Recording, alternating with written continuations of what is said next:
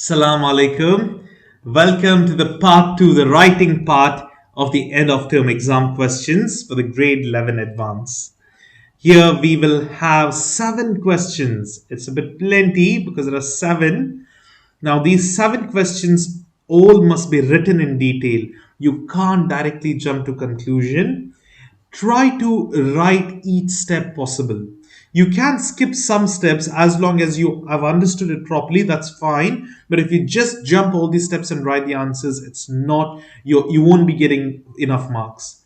So make sure you detail everything in writing and write each and every substitution formulas and then solving as well. You can use the calculator to solve it, but the steps must be there, substitution must be there, and then solve it in calculator. That's fine. So that's how we do. We have to do it. Now we will look into the first question. That's the question number 16. Here it is to solve exponential inequalities in one variable. This is the easy part because it's just one variable. There is equations or inequalities. Now this is equation. I'm sure you might know how to do it in calculator, directly substitute it, you will get the answer. But now we need to do the steps. Whenever you have exponential, how do you remove it? So exponential can be removed. Now there are different ways to solve this in the first place. Now you can take log on both the sides and solve. That is possible. If you know log thoroughly, that's the way to go. Now the other way is relating these both. How do you relate these both is, look at this base here. Look at this number. 8 and 64. How can you relate these both? You can see that 8 square is 64, right? Over here, since it's exponential, you must think in terms of powers. Now, even if you don't get this, you can use your calculator and check, because that's fine, because the first step requires you to write in terms of squares, right? Take the square root of 64. Or if that doesn't work, take the cube root of 64. If that doesn't work, take the power 4. I mean, here, when you do this only square root, it won't have anything. You will get the answer 8. So that means 8 square is 64. This is a relationship you got over here. So what we can do over here is, write this 8, 4x plus 2 as it is equals 8 square. Now there is a rule stating, if there are two exponential functions equated to each other and the bases are same, whatever is up over here, the exponents will be equal. That means, if you write this as 8 square, now I can equate 4x plus 2 equal to 2. This is the equation. Now then, what do we have to do? Here, just solve for x. 4x equals, this 2 goes to the other side, it will be 2 minus 2. X will be equal to 0. 4x, x is equal to 0. Now, let's apply this in the question and check our answers. Is it true? 4 times multiplied by 0 plus 2 is equal to 64. Is that correct? Yes. 0 plus 2, 8 square is 64. That means 64 equals 64. This is the check. If you do so much, you will get definitely full marks, whatever the marks is there. Now let's see what is written in the over here. They have just done the x equals 0. You don't need to do the check, but you can do the check. That is, whatever x you found, put it in the question and both must be equated. That's it. So this is how we solve it. Same concept is used over here. Now look at this. What is 125? You can check it in calculator. If you do square root of 125, you'll get some weird number. It's not 5. But if you do cube root, then you will get 5 cube is, cube root is 5. That means 5 cube is 125. So here, 5x minus 3 equals 5 cube. And then equate the exponents only. X minus 6 equals 3. X is equal to 9. But do it in detail, sorry. Don't do like what I did. Write it in detail and then you can do it as 9. Okay. But it's understood it's directly equal to 9. But the steps are important over here. That's it. So please try to do the other problems also. Now we will see this one. Here inequality is there, but that's fine. Doesn't make any difference. Now here, how can you find this one? You know 5 square No, see, the hint is whatever is this number. That is a huge hint over here. So now what we do is, I will show you how to do it in calculator. I know this will be 5 to the power 4, but how to do it in calculator is, let's take the calculator. We are not solving this directly in calculator. We are just finding the exponent in terms 625 in terms of 5 to the power something, because that's the step one. That's fine. You should know it in your mind, but even you can use your calculator. It's fine. One way to do it is 5 squared. Check it. Okay, it's 25. 5 cube, it's 125. 5 to the power 4, 625. This is a hint. The other side, they have given it as 5. So this is one hint. Now over here, you can try this 4 square. Okay, it's not going to work. We know 4 cube is also not true. Now, what about 4 to the power 4? 256. So here we can write it as 4 to the power 4. So this is how the next term gives you a clue that, okay, you must use that. It may not be exactly that. It might vary also, but that's a nice clue. So here you just do 5 to the power 4 is greater than or equal to 5a plus 8. Now here it's inequality. It doesn't matter. These bases are same. So 4 is greater than a plus 8, greater than or equal to. Take 8 to the other side. It'll be 4 minus 8 minus 4 is greater than or equal to a. That will be the answer. Okay. What did I miss over here? Sorry, the question is wrong over here, I believe, because you can see the question original equation is supposed to be 2a. So whatever we did for this question is correct. It would be 4. But here the question is 2a, which I just realized. So if it was a only, what I did over here, please follow this. This is the correct answer. It will be negative 4a. But if it's this particular question, then it was 2a over here. So it will be 5 to the power 4 greater than or equal to 5 2a plus 8. Equate this. 4 is greater than or equal to 2a plus 8. This goes to the other side. Minus 4 is greater than or equal to 2a. Minus 2 is greater than or equal to a. That's the solution set. That means you can write a first. Over here, a first. It will be less than or equal to minus 2. That's it. It's other way of writing it. Now this one is done. So please make sure you solve them by yourselves and check for the answers over here. Now this one, you can look at this. You can write it in terms of 3. Both can be written as 3 because there is no way this is related. 9 squared is 81. No. 27, how to get in terms of, common term. 3 square is 9. 3 cube is 27. That's how we do it. So another way to understand is just try to take the square root of the first number. 3. So try to relate this in terms of 3. I know 3 to the power 3 is 27. That's one way to do it. Okay. Now then it's direct substitution. You can check direct steps. Same thing here, but it's just that you're 1 by 27. How would you do this? You can easily relate this again with 3. But you can see it's divided by 27. So what happens is, first, I know 1 by 27 is equal to 1 by 3 to the power 3. But here there is another rule. Whenever you bring from the denominator up to the numerator, it becomes minus power. 1 by 3 power 3, you can check in your calculator, is equal to 3 power negative 3. Okay? So, or else I'll just show it. Let's take out our calculators. Here, all you do is 1 divided by 27.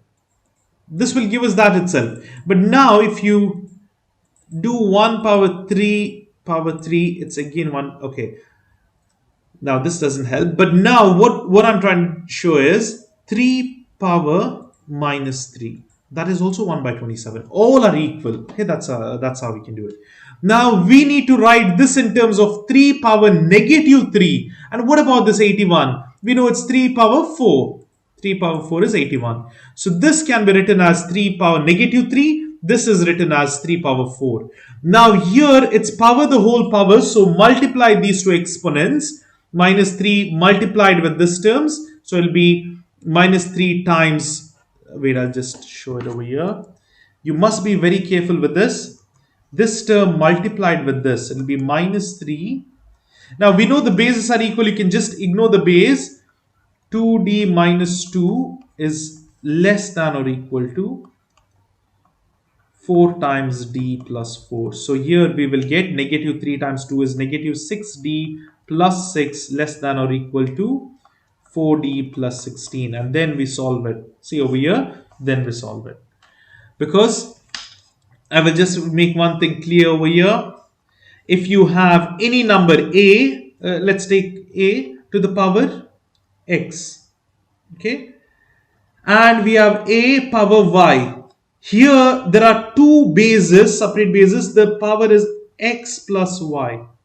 But the same thing, if you have a power x, the whole power y, you're taking power, it will be ax into y. In the sense, if you have 2 to the power 3 multiplied by 2 to the power 4, it will be addition 2, 3 plus 4, 2 to the power 3 plus 4, that's 2 power 7. Whereas if you have power and power, 3 the whole power 4, it's multiplication, 3 times 4 is 12. This is the answer. This is two separate answers. So be careful with this. Now then, same concept can be used over here. 1 by 2. We know 8 can be written as 2 to the power 3 and this is 2 to the power minus 1. Okay, that's it. And please make sure you understand each step, solve it by yourself and then check the answers.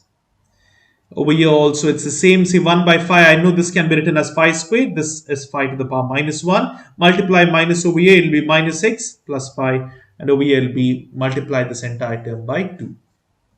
And that's it.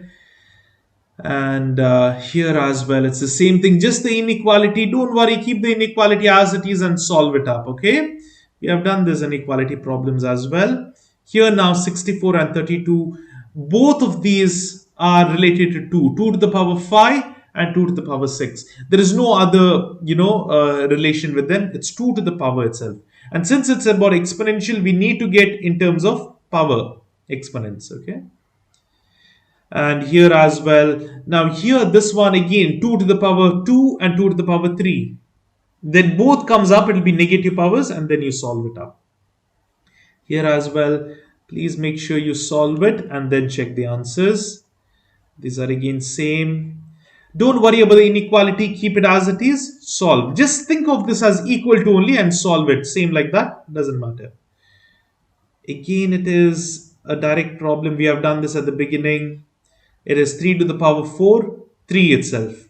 Just make sure while you multiply this 4, it's a very important. It's 4a, 4 times 2 is 8. And here as well. Now, what is this? 10 to the power 3. This is 10 to the power 1. That's fine. So you should just write this in 10 to the power 3. This is 10 to the power 10 only this term. 5b plus 2 will be greater than 3. All the exponents will be equated. And then solve it up. This is also similar. Now I know 216 is related to 6 to the power 3 it is. So you can directly write 6 to the power 3. If you don't remember, don't worry. Whenever you have this term, it's a hint. So take your calculator, do 6 to the power 1, 6 to the power 2, 6 to the power 3, you will get it. Maximum 5. Just check till 5, the number must be available within that. Here now, it is not 8. 8 to the power 2 is 64. There's no relation. It's not even 4. 4 to the power 2 is 16, but it doesn't relate with 8. It is 2 to the power 3 and 2 to the power 4. See, it's 2 power 3 is 8. 2 power 4 is 16. Then you solve it up. Here there are two numbers. Let's do this up. What you do is, see 25, right? It will be 5 squared by... Okay, first of all, we need to relate these both. Now, yeah, this is correct, 5 squared. And now I know this can be related by... There are two numbers. Let's take a calculator and check. I think so 9 is possible. I'm not so sure. 9 or 3. Okay, 3 is definitely possible over here. But I think so even 9 is possible. Let's check. Here, let's just check for 3 now. 3 to the power 5. 3 to the power 6. Yeah, 3 to the power 6 is fine. But let's just check for 9 because I know 9 squared is 81. 9 squared is 81. And 9 power 3, I think so, is 729. Yes. So now what I would do is instead of 3, it will be a huge power, right? I will write it in terms of 9 and solve it up. So what you do here, write this as 9 square equals 2x plus 1. And also there is one more hint. These both must have the same power, only then you can take it as common term. Because if it was 3, it would be 3 to the power 4, which would be again difficult.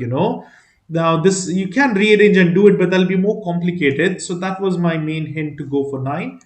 And over here, 9 to the power 3 and 5 to the power 3. This is the main thing. Now what you do, you need to get the bases equal. How can you get the bases equal? Just by changing the sign. So what you basically do over here is, first thing, let's write the question over here, 3x plus 1. Now what you do is write 5 by 9, the whole square, the whole power 2x plus 1. Same thing here, 9 by 5, the whole cube, the whole power 3x plus 1. It's minus 3x plus 1. Now this will be multiplied, but before that, this left side it's fine. I'll just do 5 by 9, the whole power. 2 times 2 is 4x plus 2. Equals, what I'll do is I'll flip this upside down and the sign changes. Why? Because if you bring this from down to up, the sign changes. So this, take it up to down. The sign changed. Now this whole thing will be multiplied with minus 3x plus 1. Now you know these bases are same, so equate whatever is there. 4x plus 2 equals minus 3 times minus 3x will be positive 9x minus 3. Now solve this up. 9x remains. Take 4x to the other side. Minus 3 to the other side will be 3 plus 2 equals 9x minus 4x. That is 5 equals to 5x. X equals 1. That is your answer. These are the steps. Or you can see over here also the same thing. But they might have, the same thing. Yeah, no, exactly same. So this is how you basically solve this such problems. So here, it's very simple. There are two terms, it's fine. But this one is important. You need to flip it up and down. 9 by 5, they have missed a step. So just refer to the step which I have done over here. 9 by 5, the whole cube.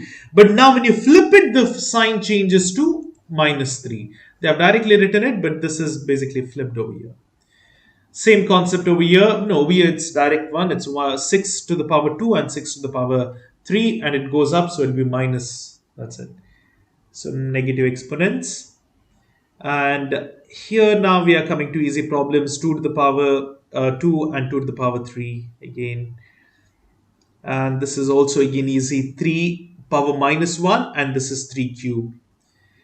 And directly solving, you can see the methods. Okay, over here they have, m doesn't matter, same thing. It'll be minus m over here it'll be 3m plus 6 and then solving it.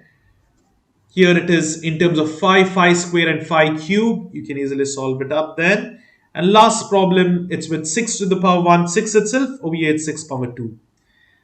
This is how we solve it. I hope this is clear. It's just about the exponents. Just make sure you understand by getting this into the base of the other number. The hint is check the two numbers. The smaller number must be the base. Over here also get in terms of that. So once you understand the question, it's very easy to solve. That was the 16th question. It was about exponents. Please make sure you practice more problems. Do them by yourself, solve them by yourself, and then go to check the solutions. Question number 17 is about logarithmic expressions mainly. And they're not so simple because there are questions where you need to analyze, understand, and then, draw conclusions. We'll look at all the problems. Here now we have a real world problem about earthquakes. The intensity of an earthquake can be measured on the Richter scale using the formula y equals 10 to the power r minus 1, where y is the absolute intensity of the earthquake and r is its Richter scale measurement. In 1906, an earthquake in San Francisco had an absolute intensity of 6 million. What is the Richter scale measurement of the earthquake? Over here, they have told, see, based on the absolute intensity, if there's only one, it's just one Richter scale number. If it's say 10,000, it's 5 and so on. Now, how we solve is they have given the equation over here. So all we need to do is start with that equation. So we need to substitute all the given over here. Uh, y equals 10 to the power r minus 1. Now they have mentioned here y is the absolute intensity, and they have given us absolute intensity. So let's write it 6 millions. So 6 million, that is equal to 10 r minus 1. We need to find r, the Richter scale number, where r is Richter scale measurement, right? How do we solve this? Now this is not with calculator. If you put in calculator, yes, you get the answer. But here you need to do manually. So whenever you have something to the power, how do you bring it down? It is from the inverse of this exponent. This is an exponential, right? Inverse of this is log. So take log on both the sides. Log what base? Log base 10, because here that'll be cancelled. What is the base here? Exponent's base is 10. So take log base 10 of 6 millions. And that is equal to log base 10 of what? 10 to the power r minus 1. Now we have to apply the rules of log.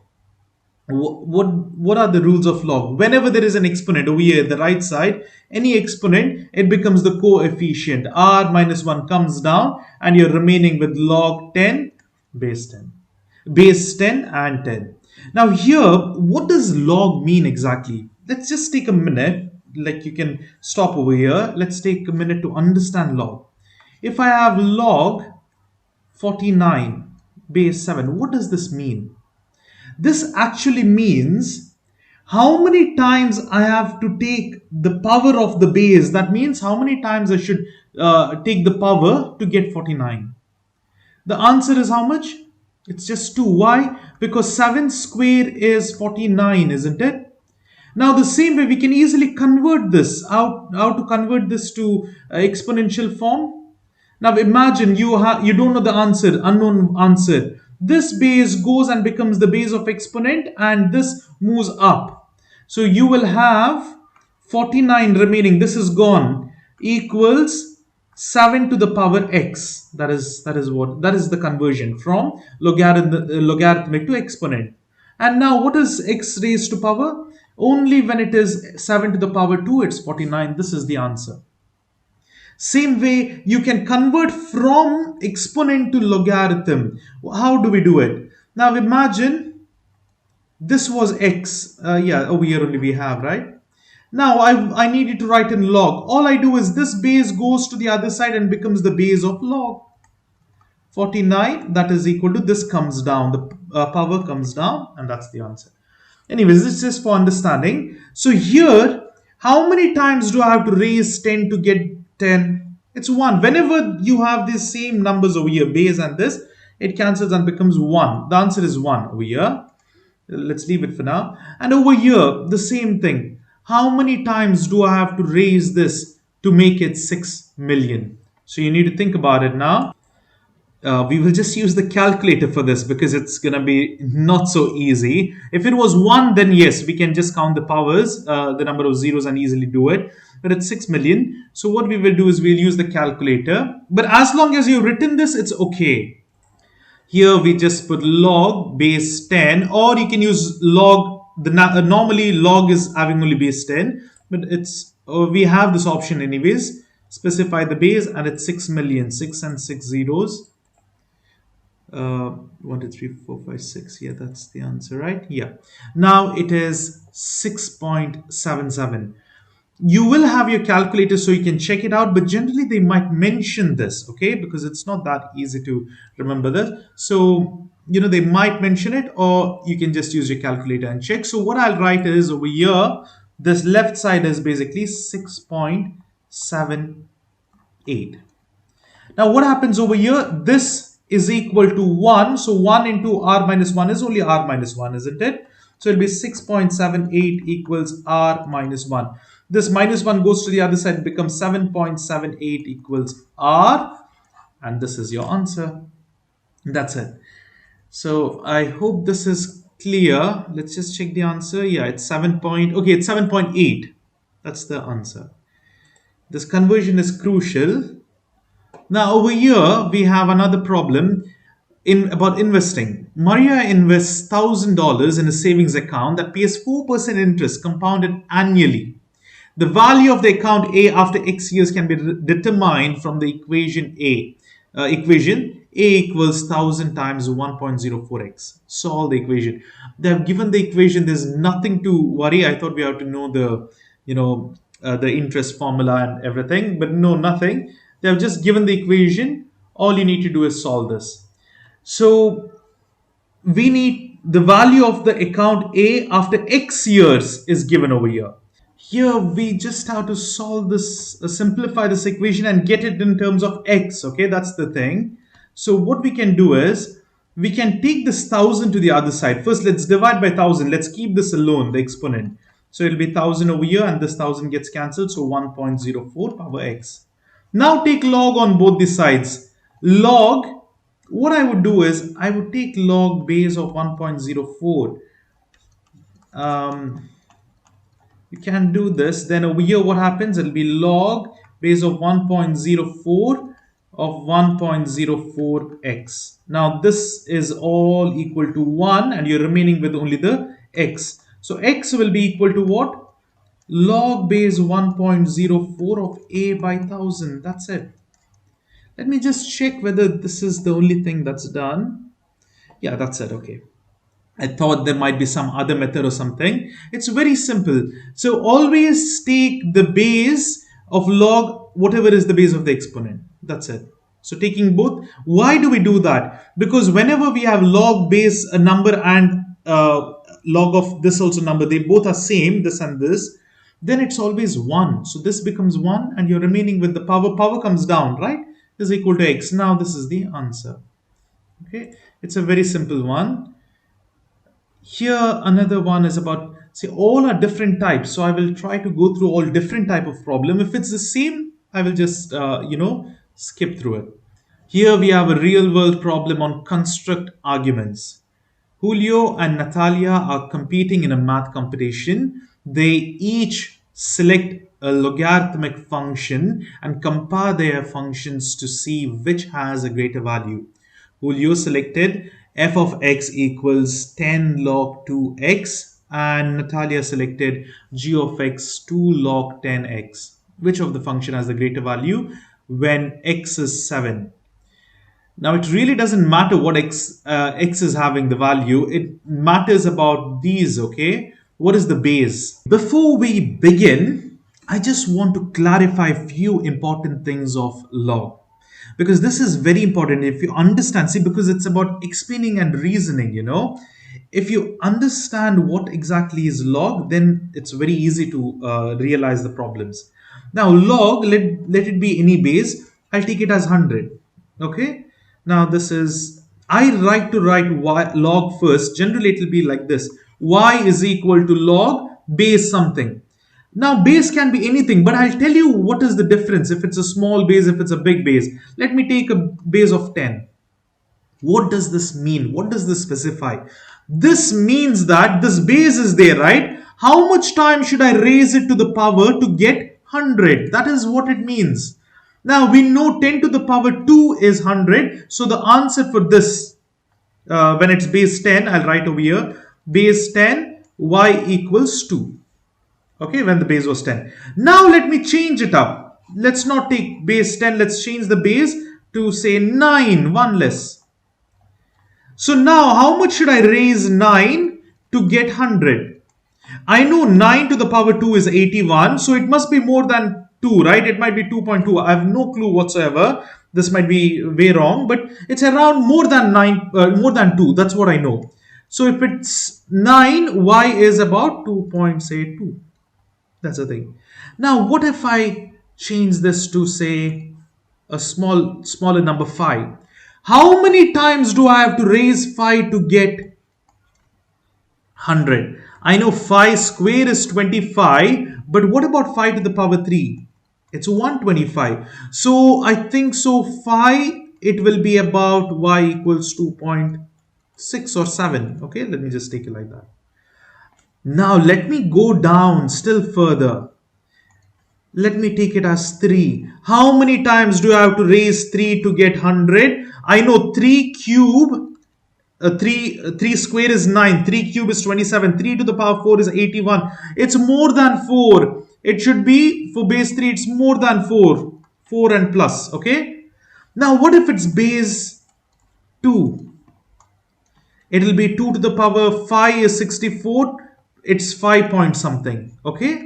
Because 2 to the power 5 is 64. That means it should be 2 to the power 5.2. Maybe you'll get 100. More than that, I guess. So now sorry, 128 is 6. So it might be like 5.5 or something. Now you're understanding, as I reduce the base, the y value, if you're graphing this, it increases. Okay, as I reduce the base. If the base is bigger, it is small. So now look at this. This is having such a big base, 10, whereas this is having just 2. Doesn't matter how much this is, your answer will matter with the base. Okay, now just for a simple understanding, we can check this in calculator as well. Let's take our calculators. Here, what we will do is we'll type in both the values. Now they have told x value is how much? 7. So 10 log base 2 x is 7. What is the answer? It is 28.07. Why? Because main concept is how many times you need to raise, but over here, since this 10 is there, it changes, but still it's 28.07. But now let's do this one. 2 log base 10 x is 7. It's 1.69. Can you see the drastic change? There is so much of a difference. So this is the thing. Now, why that matters is, now I will just let you know. Let's solve it manually. I'll take this all off. I hope you understood. As the base reduces, the y value increases. That means it's a greater value. Now over here, so here, if you're thinking of solving this, first let's just understand what this is.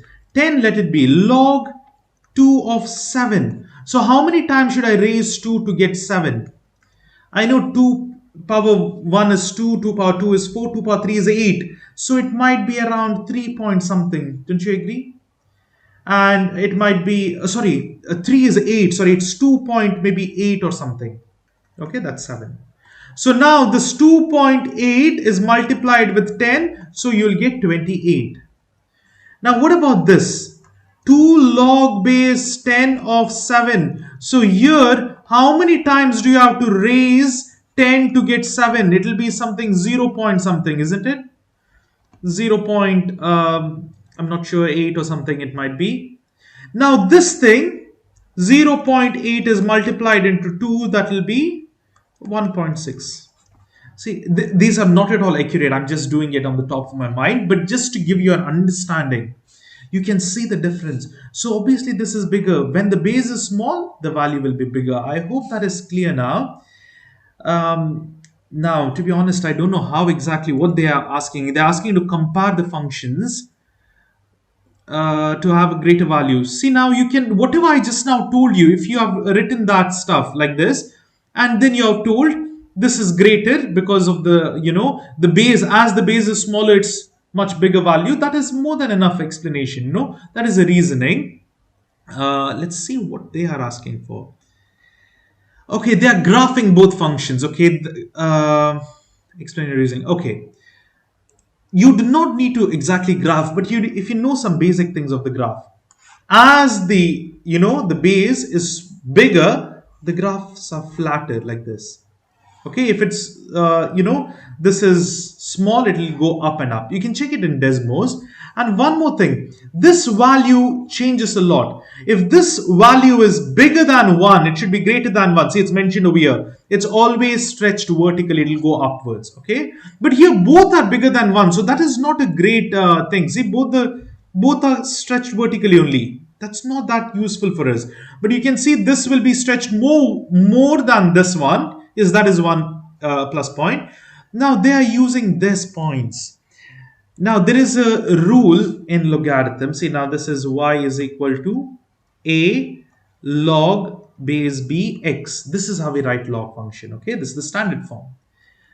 Now, if you know the base, we know it's 2. If you take the inverse of base, 1 by base, the second point, this, if this is the x coordinate, the y coordinate will always be negative whatever is there over here, negative a. This is how we can easily find a points in the graph. Now here for this case, what is the base value? It's half. Then it will be minus 10. If you graph it and check, you will get this. Okay. And what about the next one? Over here, if you take 1 by 10, then you will have minus 2. And then you can also find the other points. One more thing is, you always will have these 2 points in every logarithmic function. Every log will always have, because it's like this, right? It doesn't touch 0, but it's an asymptote. It goes like this. At x equals 1, it's always 0. Doesn't matter what. If you have understood log, how it works, the power and all, then you will realize. Let me just tell you why. Log base x a y. Okay, now let's take that a off. This just for understanding. When we convert this to exponent, what happens? The base goes to the other side. It will be b to the power y is equal to x. Now look here. When we want x as 1, so let's write x as 1. When do you think I should, what power should I raise this number to get 1? Doesn't matter what, any number, only when you raise it to 0, any constant, this can be any number, 1, 2, 3, anything, it must be raised to power 0. If this is a number, I should raise it power 0, then only I'll get 1, because anything raised to the power 0 is 1.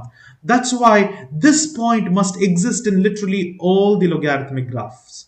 Okay, this is one point. And the last point, this is, I told you, right, inverse 1 by b comma minus a, and then b will be a also. This is another important. I'll clear this all up because it's already there.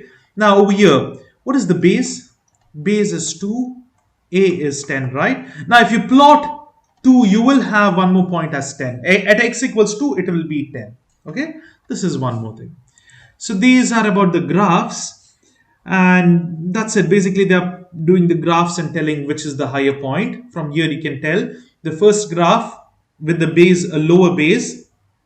At 2, look at what happened. At 2, x of value 2, let me just do this. X value of 2, the y value was 10. So it was something like this, big one. Whereas this graph, the bigger base, at 10, it will be at 2, isn't it? So it's something like this. That's another easy way to tell it. But if you have understood the relationship between base and the log, that's more than enough. We have spent a lot of time in this base because that is important. I hope you have understood the relationship between base. As the base increases, the value answer, y value, reduces. Okay, now over here, they are asking you when the x value is 1. Now, what happens when x is 1? We just now did it. It really doesn't matter. The answer is 0, right? So, neither over here for the second one, when 1 is there, we just now did it a while ago. I told you, right? So, now imagine y equals 10 log 2 and over here x, but x is 1. So what you do is, let's take it to the other side. Y by 10 log base 2 x. Now let's take exponent over here. Wait, one second. Before that, before changing to the exponent form, we must know this is 1. Okay, x is 1. So we have to take this base to the other side. It becomes exponential in the sense 2 to the power whatever is this, y by 10 is equal to x. Now what is x value? X is 1. If x is 1, what should be over here? Doesn't matter what, it must be the 0. So y must be 0. In any of this graph, even if I take this graph now, let me just do for the other one. Y is equal to 2 log 10 of x, right? Let me divide both the sides by 2. It will be y divided by 2 equals log base 10 of x. Now, exponential form. Usually, I prefer writing this term first, okay, log 10x, then equal to y by 2. So, why I do this is, so now I can see that this is going, this base of the log is going over there, x remains alone, 10 raised to y by 2. Now, it must be 0 here, only then x is equal to 1. because we need x is equal to 1. So this must be 0. Both the cases, this doesn't matter at all, okay? When x is equal to 1. I hope that is clear. In the first one, we can, I had done this 27 and 1.7. If you just do that, it's enough, I guess. So whatever is there over here was extra explanation, see over here. But if you see the solutions, if you had just solved when x was 7, I had done approximate rough figure and I had done something. It was nearly 20 plus, and over here it was 1.6 or something. That itself is enough to show. Or even if you explain saying that because the base is very small, very big, it is a lower value, and base is small, it's a higher value. That's it. Now we move on to the 46th problem. It's about biology. An amoeba divides into two amoebas every hour. The number n of amoebas after t hours can be represented by t equals log base 2n. How many hours will it take for a single amoeba to divide into 2048 amoebas? Now this one is related to exponent and log function. Here they have given the equation. So let's use that equation over here. And then they have also told how much it will be divided. What is this n? Number of amoebas, right? How much is it dividing into 2048? So this is the answer. Now all you need to do is convert this. Take this 2 to the other side. It becomes 2 to the power t, and this remains. Now I will just write here. I personally write always the log function first. Log 2, n is how much? 2048 equals t. We have to find the t time. This goes to the other side. The base of this goes and this raises to the power. So 2048 equals 2 to the power t. Now you have to solve how many times you have to raise 2 to the power.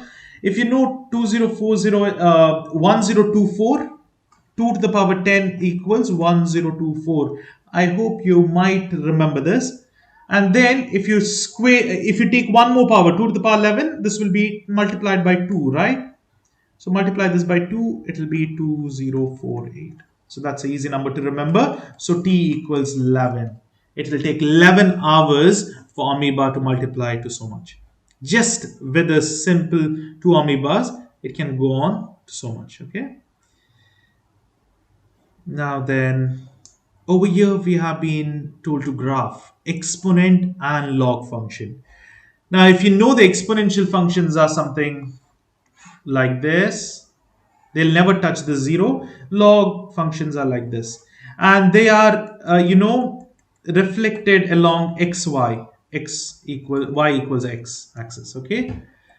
So this is a very rough figure. Over here we have, see, this is the exact figure. Now we need to just tell the domain, range and everything. The domain is always all real numbers for exponent. Range is all positive real numbers. Whereas the domain for log is always from 0 to infinity. Okay? Only all positive real numbers. And what is the range? Range is from infinity to infinity. Here they have told intercept. There is no x-intercept at all for exponent because it doesn't touch the axis. But this over here, y-intercept is there. At x equals 0, y is 1.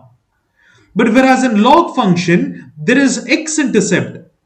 At x equals 1, y is 0. But there will be no y-intercept at all because it's a vertical asymptote.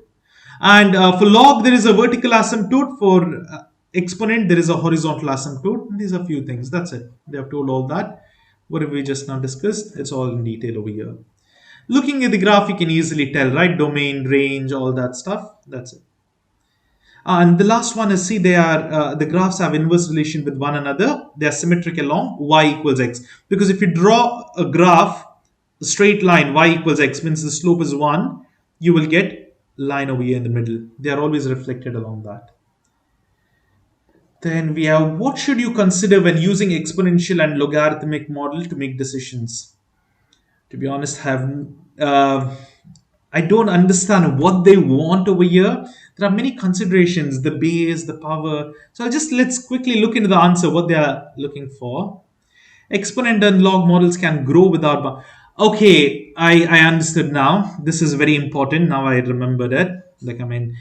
See, What happens in exponent over here? They will always go towards infinity. They just grow without any bound. They keep on growing, isn't it? The exponent, especially population explosion, happens in an exponential manner. Now, that models, if you are graphing like this, it'll just give you a model after so many years, it'll just keep on growing. It doesn't stop, it goes to infinity. But in reality, what happens? Now, say for example, there is food constraint or there is no space, then population cannot grow. So these are the things. Now, say for example, amoebas or bacteria in a lab. Now, only with food and with the microorganisms grow only when there is required amount of food, sun, all these factors, and there must be space as well, and then they multiply. If that is taken off, they are constrained, then it does not grow. So this is the thing you must understand. Exponential and log function don't consider that. They just keep on growing without any bound. That's one of the main things I've told. See, this is all understanding and writing. And now we have a problem about finding the composition of functions, right? We have been given f of x, g of x, and we have to find f composed of g of x. Okay? They are inverse of each other, so we must know the answer will be x, right? Let's do it. Let's just prove it. So we need to solve for f of g of x. What is the inner function? G of x. So substitute f of what is g of x over here given as 10 to the power x. Now what is the function f of x? Log 10x. Wherever x is there, you should put 10 to the power x over here. So this becomes log base 10. Instead of x, you put this one, right? So f of g of x means g of x is 10 to the power x. Instead of this x, I put 10 to the power x. This is it. Now look, this comes down. X comes down. And what happens? Log base 10 of 10. This is 1. So x into 1, the answer is x. So that's it. That is the answer. You can see. Okay, over here they are done exponential way, but you can do this method also. This is also the same thing. It's fine. The correct answer itself. The answer will be x, same thing. Now the same thing in the other side, you have to do again g of f of x. I'll just show you how do we do that. G of f of x, that means, what is f of x? Let's write it inside the g. It's log base 10 of x. Now this entire thing must be written over here, 10 to the power log base 10 of x. Here, this is the thing. Now, how can you remove this? You can take log on both the sides, like y is equal to so much. Take log on both the sides. It becomes log base 10, okay? Log base 10 y equals log 10 to the power log 10 of x. So here, this practically comes down, right? The rule of the log says whatever is there comes down. So we will have log 10 of y equals log 10 x. And then what is there? Log 10 and 10, which becomes equal to 1. This entire thing, because the base and this number is same. So over here now we have log 10 and log 10. So y is equal to x. Whatever is there, this is equated. If we have same bases and then whatever this number can be equated. So y is equal to x ultimately. So both the answers are x. They are inverse. So that's it. And that's the answer over there. And what else? Now we have some more understanding problems, I believe. So Betsy says that the graphs of all logarithmic functions cross the y-axis at 0, 1. That's wrong, right? Okay, because the number to the 0 power equals 1, Tyron disagrees and he says log 0 is undefined. Yes, this is correct. Is either of them correct? Explain your reasoning. So let's just understand. Log functions can never have x of 0. Why? Because at 0 it's undefined. The log does not touch 0. It just comes over here like this. It's an asymptote and it passes. But it will always have 1, 0. It's not 0, 1. Okay. Over here, Tyron says the log 0 is undefined. Yes, you can try putting log 0. What do you get in calculator? It's math error undefined because there is no value for that. So Tyron is correct because you can just say it is not 0, 1, it's 1, 0, and over here it's undefined. So yeah, that's what it said over here. And log 0 is undefined. Now, persevere. Without using a calculator, compare log 751, log 861, and log 971. Which of these is greatest? Now, I've already told you about this, but the values are different. So let's check them out. But according to me, it's just a hunch that this is correct. Okay, because the base is small. Oh, but the values are changing. Okay, let's just try it. What does this mean? How much times you're raising 7 to get 51? I know 7 to the power 2 is 49. Then the x value over here, this should be y, not x. I'm sorry, that's y. Whenever, yeah. So y value will be around 2 point, say just little more than that, 2.1 or something. Okay, let's write 2 positive because I can see over here these are all less than 2. Okay, so this is great only. Now, what about this one here? How many times do you raise 8 to get 61? We know 8 square is 64, so it's less than 60. 64, 1 is less than 64. So y must be less than 2. Less than, it's minus, so it will be 1.9 or something. And what about the last one? 9 raised to the power, how much is 71? We know 9 square is 81. So 71, yes, it should be less than 1 point something. It should be 1.9, or anyways, it's less than 2. So only over here we can see the value will be more than 2. X value is more than 2. You can try using your calculators also. You will get the answers for this more than 2. Over here it will be 1.9 and 1.9. That's the thing. So log base 751 is the greatest. So if you have understood the base and the relationship of log, then this is very easy. In fact, log is an easy concept, but it's a bit tricky. But once you understand, you will realize, oh, how easy it is, And now we have to write logarithm of the form y equals log base b x for each of the following conditions, where y is 25. So over here they have given this y equals log base b of x. You have to just assume y as 25 and solve. What do we solve for? I think so we have to solve for x. So this base, what I'll write is I'll write log base b of x equals 25. I'll take the base to the other side. It will be x equals b to the power 25. Okay. So whatever is the base raised to the power so much is the answer. That's it. Now b value is not given, so you can just leave it like that. Oh, wait a minute. Okay, they have assumed a value of b. You can do that, but honestly speaking, this is the correct answer. Whatever I just written, it's fine because they have not mentioned b. But here what they have done is they have assumed the value for b as 2, and you can put it in the calculator. 2 to the power 25 is such a big number. I don't know why do you want to do that. Basically, and then they have substituted the x value back over here. It's up to them. But anyways, what I'm trying to say is, this will be correct. I think so. They want the substitution. So I'll tell you what has been done here for the base, right? They have assumed a value. See, for this, they have just assumed a value of 2. X is equal to 2 to the power 25. The answer is a huge number. Okay, it's a huge number. I'll write huge number. So that is substituted back as x over here. So what they have written is 25 is equal to log base b of the huge number. That's it. That's what it is. That's how it has been solved. But honestly speaking, if you have done this, write a logarithmic equation for each of the following condition. This is the logarithmic equation. This is the logarithmic equation. This is it. This should be the answer. But if you want to find some value for b, just substitute and do it. Let's see how the next problem is. Okay, y is negative. Same thing, same question, just y is negative.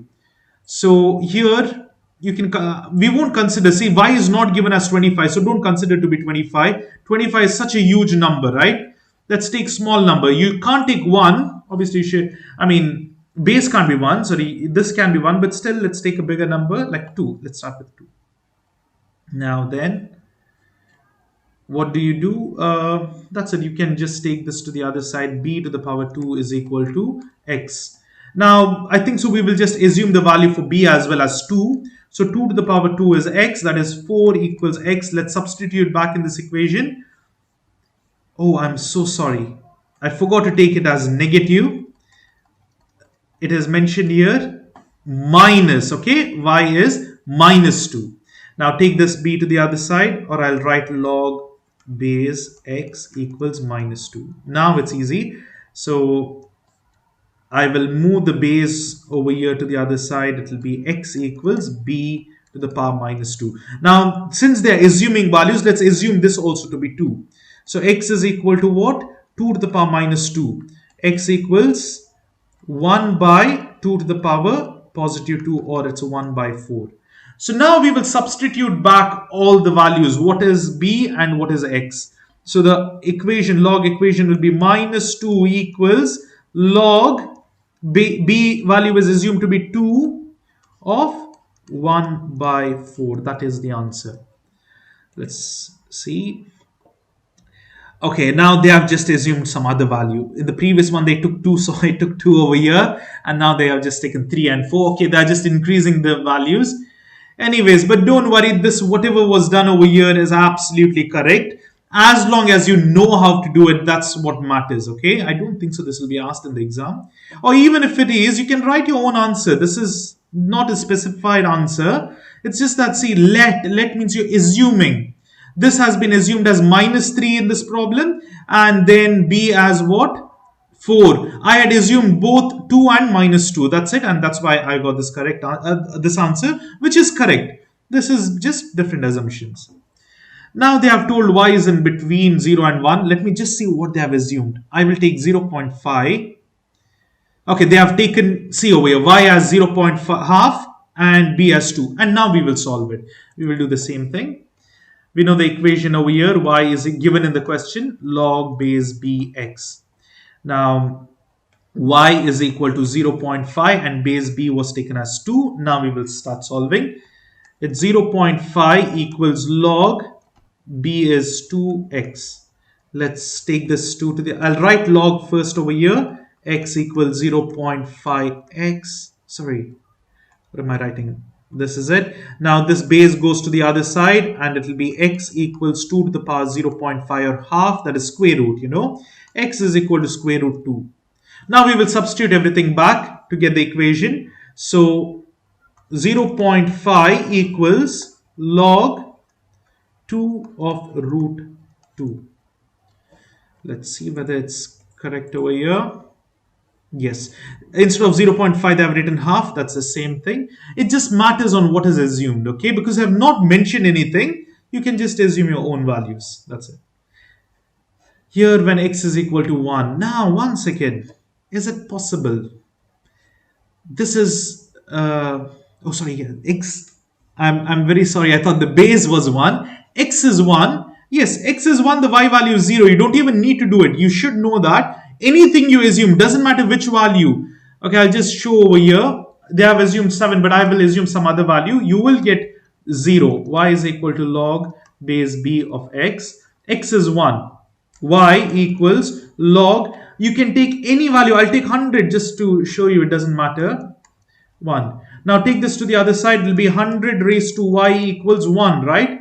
What should be y value? Doesn't matter what. Y value must be 0. Okay, y value must be 0. Only then it will balance. That's it. So the equation would be over here, y value is 0 equals log base 10 of 1. So whenever over here you have 1, you can try and calculate any base, it will be 0. Y will be 0. Now last one, x is 0. 1 second, x is 1. X cannot be 0 because it's, we know the log graph, right? See, x doesn't touch, it's an asymptote, so it's undefined over there, okay? It's not possible. So even if you solve, we'll never get a correct answer. You can't raise anything to get 0. It's just not possible, right? Anything you raise, positive or negative, you will get some answer. Even negative power will give you some value. It'll be more than 0, okay? So it doesn't matter what, it cannot be equal to 0. That's the end of this question. It was such a lengthy one, question number 17. I hope you understood log better because it was all about understanding the concept of log. So take time, understand log, and then try to solve and understand problem. First, understand what the base does, what the other values does, how to convert to different forms. If you know that, then you can easily solve these problems. The question number 18 is to solve logarithmic equations using properties of equality. Here you need to know the rules of logarithm. Let's look into problem, you'll understand. Here you need to solve for n. Okay, how would you do it? And check your solution. This is very important because in logarithms, after solving it, sometimes there might be extraneous solutions. It's generally the case when there are two solutions, but anyways, it's a good thing to check all the time, so you never know, sometimes it might be extraneous solution. Now we will learn about all that in a while. First thing is, whenever there is minus, do you know what is the property? If I have log base a, imagine this is the thing, minus log with the same base, this is very important. I will write over here some other number. See, what happens here is, sorry, this should be m and n, okay? Anyways, it's fine. Log base remains the same. This a is divided by c. Whatever is the first one will be in the numerator, minus becomes division c. So here I can write this as log base 3 56 divided by n. That's the thing. That is equal to log base 3 7. Now can you see there is common? Log and log is same, right? You can just cancel it off. You're remaining with 56 by n, that is equal to 7. So n goes to the other side, and 56 divided by 7. 7 comes this side. Now 56 by 7. Before 6, it's 8. 8 sevens are 56, you know. So it is 8 equals n. This is the answer. But it's not over. Let's check our solution. What it means is put this 8 back here and solve. Now we have log base 356 minus log base 38 equals log base 37. If any of the step makes any of the terms undefined, then it's an error. Let's see, over here you have to use property, that is log base 356 divided by 8 equals log base 37. What is 56 divided by 8? It is 7 itself. So this will be log 3 base log base 3 7. This is not an extraneous solution. There is no undefined point of log. It's a correct solution, and this is the answer 8. Let's just check the answer. That's how we do it. Same thing. And over here we also have to check. Now please make sure you write all of this in detail. There is no other way. You have to do this in writing. Over here we have log base to 4x plus log base to 5 and log base to 40. All the bases are same. The same concept. We will do one more, but this is plus. So I will do this one. Here the rule is whenever it's plus, these two terms are multiplied. 4x multiplied with 5. Okay. Equals log 2 and 40. Now we can easily cancel this off. And this will be what is this? 4 times 5 is 20. X equals 40, and x will be equal to 40 divided by 20 is 2. So this is the answer. Now substitute it back. Log base 2, 4 times 2 plus log base 2 5 equals log base 2 40. Now let's check. Here log base to 8 plus log base to 5 equals log base to 40. There is no undefined points over here. Everything is defined. All of these have values each term. And now we can use the rule, that is multiply these together. When we can make this log base 2 together, and it will be 8 times 5 equals log base to 40. What is 8 times 5? This is not 8, it's 5. So it's log base to 8 times 5 is 40. That is equal to the right hand side. Yes, base to 40. Yes, this is correct. The answer is 2. This is how we basically solve it up. It's very simple, very straightforward. I hope this is clear. So please do try the other problems by yourselves, just the same method. Over here, it's still more simpler. Now, okay, no, there is important thing to remember. Sorry. What is happening here? You can't directly take this log. There's phi, right? There is a rule of logarithm that says if you have any power, say log base a to the power n, this is equal to n comes down log base ba. Or if you have this, see, we have this in this form, n log base ba, this n comes, you can take this to the power of n, because it can come down or go up, it's the same thing. So here what we do is log 2x to the power 5 equals log base 2 32. Now it's easy to solve. This is all same, log 2 is gone. What just equate? It's not cancelling, it's just we are equating the inner terms, okay, to find x. That's it. X phi equals 32. I know it's 2 to the power 5, that's it. Directly you can write it. Or otherwise, you have to find a number whose power is 5. You can use the calculator over here. You can just put in the calculator and you will get the answer x to be 2. And then this is, oh, sorry. I was thinking it's a check. Now this is one way directly you can tell this is 2, x is 2, but don't do that method. Don't do the direct method, even if you know. Here what you need to do is the steps are take the root of phi on both the sides, 32 root phi. Okay, this phi and phi cancel, so you're remaining with x. Now in the calculator over here, if you put this, it'll be 2 exactly, and this is the answer. Now you can do the check, put the x back over here. What's going to happen? Phi log base 2 and 2 equals log base 2 32.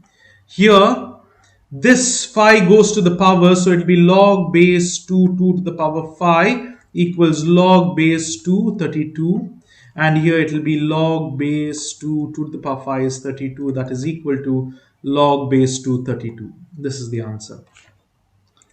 Over here the answer is 2. So this is the method what we did. Now steps might vary, but answer will be the same. You can try to do it less or more, it's fine. Okay, that's the thing. And here the same thing, just that we have a variable a, doesn't matter, you can keep it aside. Okay, now here if you look closely, see the base is same, right? Now what is this? A multiplied by this term, a plus 21. I hope this is clear. Wait, I'll just do this one because it's little different, that's why. Here this log with base are same, so you just have to multiply this. It's plus. If it was division, if minus would be division, so you just write log a. What happens? A multiplied with a plus 21 and close the bracket, that must be equal to log base 10 100. Now here you have to multiply this. So now this not cancels, this can be equated, the inner terms can be equated. So it will be a squared plus 21a equals 100. Take this 100 to the other side, it will be a squared plus 21a minus 100 equals 0. Use the calculator and solve it. Mode phi 3. So let's take out our calculators. All you need to do is go to mode phi 3. Factoring can be done manually also, it will just take a long time, but this is fine. You can use calculator for such things. 2100. Now, where did I do something wrong? Oh, I have written the question wrong. See, it's 121 minus 100. That's my mistake. What's the answer? 4 and negative 25. So let's write over here directly. A equals 4, A equals negative 25. Now, I don't think so this will work. See, now let's substitute the first case to do the check. Log base 10 of 4 plus log base 10 of 4 plus 21 equals log base 10 of 100. So here, let's just use this. Okay. Log base 10, I will just multiply this 4 times 4 plus 21 is 25, okay, equals log base 10 of 100. Yes, it is log base 10 of 100 here also, and right side also it is log base 10 of 100. Yes, it is true, there is no undefined points. Let's do the second one over here. log base 10, here minus 25 is there, plus log base 10, a is minus 25 plus 21. That must be equal to log base 10 100. Okay. Here, I can just stop here and tell this is an extraneous solution, because what is the log base 10 of negative 25? Or over here it will be negative 4. It's undefined. This is wrong. But why? The problem is because it's not defined. In log, you can't have negative numbers inside, right? So this is undefined. But the problem is, if you use the rules of log, let's apply the rules of log. It'll be minus 25 times, this will be minus 4. That is equal to log base 10 of 100. Now, practically this is true, isn't it? Minus minus becomes plus. 100 is equal to log base 100. 10, log base 10, 100. This is the dilemma. Now here you're getting the correct answer. It's equal. No, it's wrong. Why? Because you had minus 25 minus 4, which is undefined. So this is the extraneous solution. You don't need to do this extra steps, to be honest. This is just to show you. See, this is the reason why it's extraneous. Because here it's undefined. Minus is always undefined. You can check it in calculator. Put a negative value of log. It'll tell you it's undefined.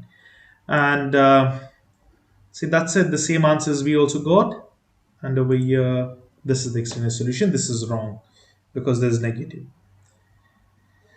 Same thing, apply. This is now, we have done similar problems. Please do it by yourselves. You can see all the detailed steps. Consider all the steps properly, because each and every steps must be done. Don't miss any steps. Don't forget the extraneous solution as well. This is also very, very important. And this is the answer. See, there's extraneous solution over here. Negative 4 is extraneous. So only the x equals 2 is the answer. In the previous one as well, only the a equals 4 is the correct answer, whereas minus 25 is an extraneous solution. Over here, again, we have, same thing. This is done. Same type of problems. There's nothing new in these. It's just that it's a quadratic and linear, so you need to solve them up, get the factors. Whenever you have such problems, just use the calculator. It'll be much easier. Okay. And now when you solve it up, now this one here is very important for you to see. What happened here? Doesn't matter, it's minus. Let's just do the check only. I will apply over here log 4 minus 5 the whole square plus 2 times minus 5 plus 1. When we solve this, what you are getting? 25 positive minus 10 plus 1, that is equal to positive 11, isn't it? Sorry, it'll be positive 16. This is not an extraneous solution because the negative sign is dissolved. Whereas if this x square was not there, then it is an extraneous solution because you would have a minus answer. So this is very important to understand the difference between it. Okay, that is very, very important to understand. In the previous case where we saw the extraneous solution, look, this is the simplified log base 2 of negative 10. No, this cannot happen. But here, in this problem, you have to apply the minus number, but when you simplify it, you will not have minus at all because this becomes 25 and this remains positive 16 itself when you solve this. So yes, it's absolutely correct. This is a true solution. Both are correct solutions in this case. Okay, so it depends mainly on the question. Now here, again, see, this is already given to you. Just solve the inner terms. That's it, nothing else. It'll be square root of 100 plus or minus 10. Now again, make sure you apply, check for both the problems. And when you see over here, you might think 100, okay, sorry, minus 10 is wrong, right? But minus 10, if you apply over here, it'll be squared, so it'll be 100 itself, positive itself. So no problem in that. Even over here, directly. Now these are much easier because they have given log base 3, log base 3. Just equate the terms. 3d equals 9, that's it. And solve it up and do the checking. If it's one answer, generally it's always correct. Don't worry. When it's two answer, please do check. If it's square and stuff, it'll be there. Otherwise, it'll be an extraneous solution. Here again, we have another easy problem. Just do check both the solutions problems a while ago. What happens is here though it is negative, it will check out and it's true. Why? Because the negative dissolves with the square. Again, easy and simple problems. Please do solve. Quadratic can be used. The mode phi 3 can be used easily. Now, for this problem, you must be very careful on how you solve it. See, they have told use log base phi 3, that is corresponding to this value, and log base phi 4 that corresponds to this value, and we need to solve. We don't have any other value. Obviously you can find it in calculator and solve, but now it's in writing, so we have to just use these two values. How would you solve it? So first of all, let's try to simplify this in simple terms, in the sense, try to write 40 as a factor of 2. 2 multiplied by how much is 40? It's 20, right? Okay, then try to factor out 20. 20 can be written as 2 into 10, but 10 is a huge number. So we need in terms of 4 or 3, right? So I know I can write this as 4 and 5. So how about we write log phi of, instead of 40, we will write 2 into 4 into 5. Why phi is good? Phi is important. Because base is phi. If I have log base phi of phi, it's 1, right? When the base and this term is same, it'll become 1. What about these two? I know log base phi and 4, I'll get the answer. But now what to do with this? There is a trick for that. First of all, let's just simplify this. I mean, multiply this log inside. What happens? All these are multiplied to each other. So the rule of log says log phi 2 plus log base phi 4 plus log base phi and phi. Now this is 1. Okay, we know the value of log base phi 4. It's given. But this is unknown. Can we get in terms of 3? No, it's not possible. But I know I can manipulate this. 2 can be written as, I know the value of 4, right? Can I write it as 4 to the power half? Because 4 to the power half means square root. Square root of 4 is 4 power half. That is 2, right? So I will not write 2, but I will write 4 power half plus, what is log base phi over here? The log base phi 4. It's there over here. 0.8614 plus, what is this? It's 1. Now this power is the coefficient of the log. So it will become half log phi 4 and plus 0. Now add this up. It will be 1.8614, and now we know half of log base phi 4 is given to us 0.8614 plus 1.8614. You can put this in calculator. This is fine. But here the main intention is for you to use this value, or you need to get this given number in terms of the known values instead of either log base phi 3 or log base phi 4. There can be other methods also, but this is the more this is the simpler method to do it. Now, if at all, imagine you get confused in the exam and you don't, you can't get these factors properly. You know these factors, but you don't understand this writing in terms of power half. Just use the calculator and write this value, okay? Only for this part. Why I'm saying this is, instead of leaving the entire thing, write something and continue. So put this in the calculator, you'll get 1. This calculator, you'll get this value. Over here also it's the same thing. If you put in calculator also same thing. Just I will show you. Let's take the calculator. Here now we can just write log base phi and 2. Sorry, inside this is 2. The value is 0.4306 and half times 0.8614 is the same thing. Okay, it'll be 0.307. Okay, if you approximate it. So that's why if you are really getting confused, just put in the calculator. And after you solve, now we will put this in calculator. See, 0.5, that is half, into 0.8614 plus 1.8614 is 2.2921, right? Now let's directly put this log base phi and 40 will be the same answer, 2.292 something. Okay, it will be the same. Just some values over here and there might, the fourth decimal might not be accurate, but otherwise it's the same thing. So you can check your answer by that, but don't directly write the answer. Do this method, that is very important. Now here also it's the same thing. What we have done, the same method is done. Yeah, that's it. Same thing over here. Now see, we have to use 3 here. Let's quickly see this. They have written in terms of 2, 3 and 5. This is very helpful. Now why 2? 2 can be written as 4. We just now did it, right? Log 3 is very important and 5 can be resolved, dissolved to 1. So that's it and we solve it. Please go through these problems. Very easy problems. It's just that you should write 30 in terms of small numbers. Over here we are using 2, 3 and 5.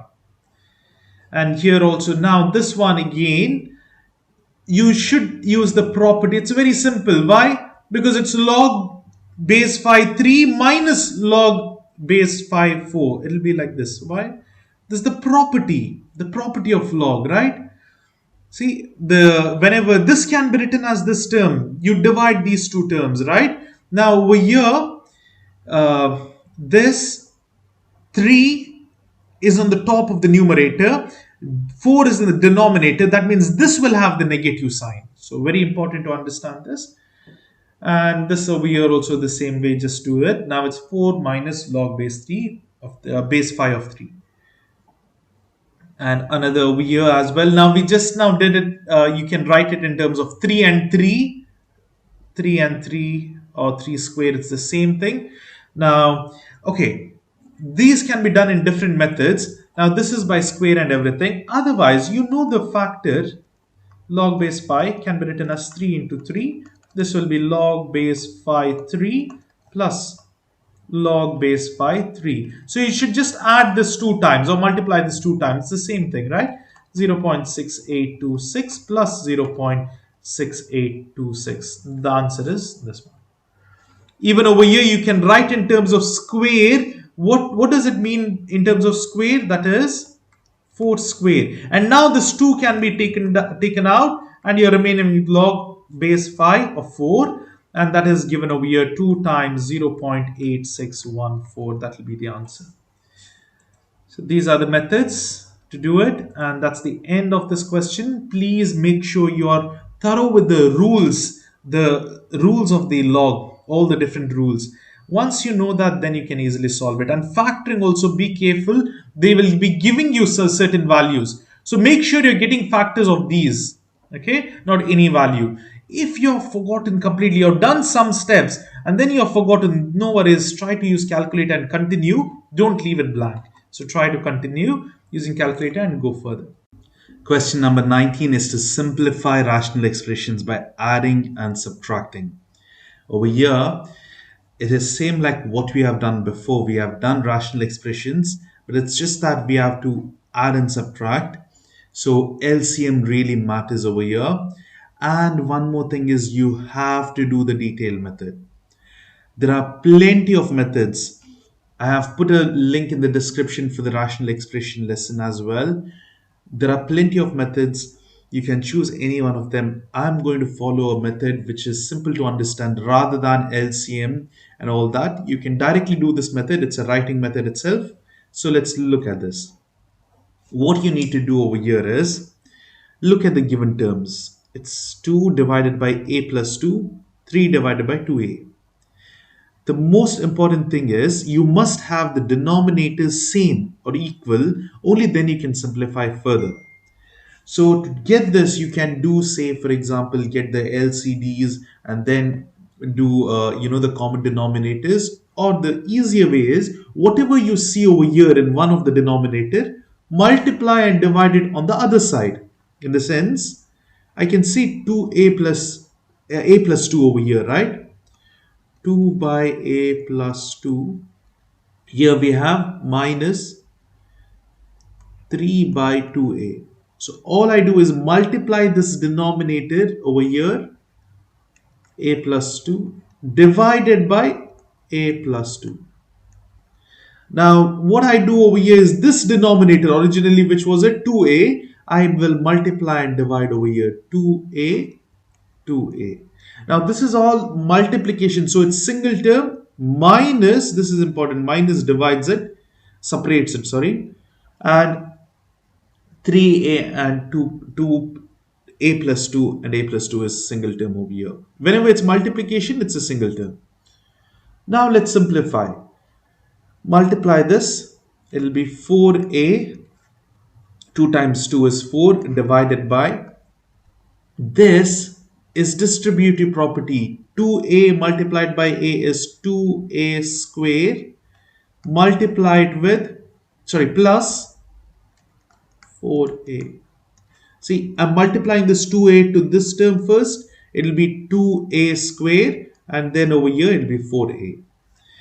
Minus, what happens over here? It'll be 3a plus 6 divided by, no matter what, it'll be the same term over here. Same thing. Multiply 2a inside, it'll be 2a square plus 4a. See, now we are getting the denominator same. That is the reason why we multiply this denominator opposite and this denominator opposite sides. So we will have denominator same. When the denominators are same, you can easily simplify. 4a minus 3a plus 6. You can write this top terms together, and the denominator is 2a square plus 4a. Now here you can simplify further. How? Here you can do 4a minus 3a, that is a plus 6 divided by.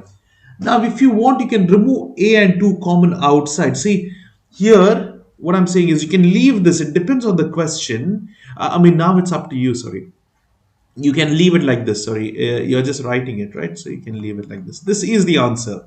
Or see, now what we had got over here, a plus 6 divided by, before we multiplied, before we did the distributive property, this was the original terms, right? 2a plus a plus 2. Even this can be kept. It's fine. Both are correct answers, okay? Let's see which is given in the solution over here. Okay, they have kept it like this. So if that is the case, it's fine. Only the thing is, you got this 2a and a plus 2, right? No need of multiplying inside. I did multiplication, extra step. No need of that. You can directly get it. You don't need to multiply, only multiply the above terms, and then down just keep the same terms. It'll be 2a plus 2, 2a plus 2, and you're remaining with 2a plus 2 till the end. That's fine. So this is how you solve it. Now you can do LCD as, okay.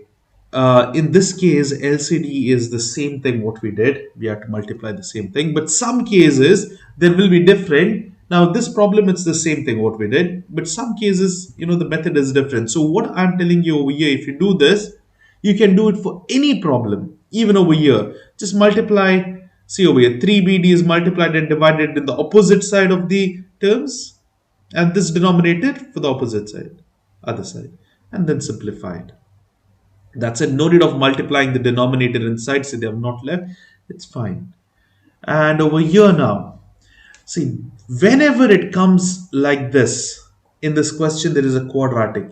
First thing, you need to factor it out. Use mod phi 3 in your calculator and factor it out. Let's do it now. Let's take our calculators. Here all you need to do is mod phi 3, and now type this out. It's 1, 2, 1.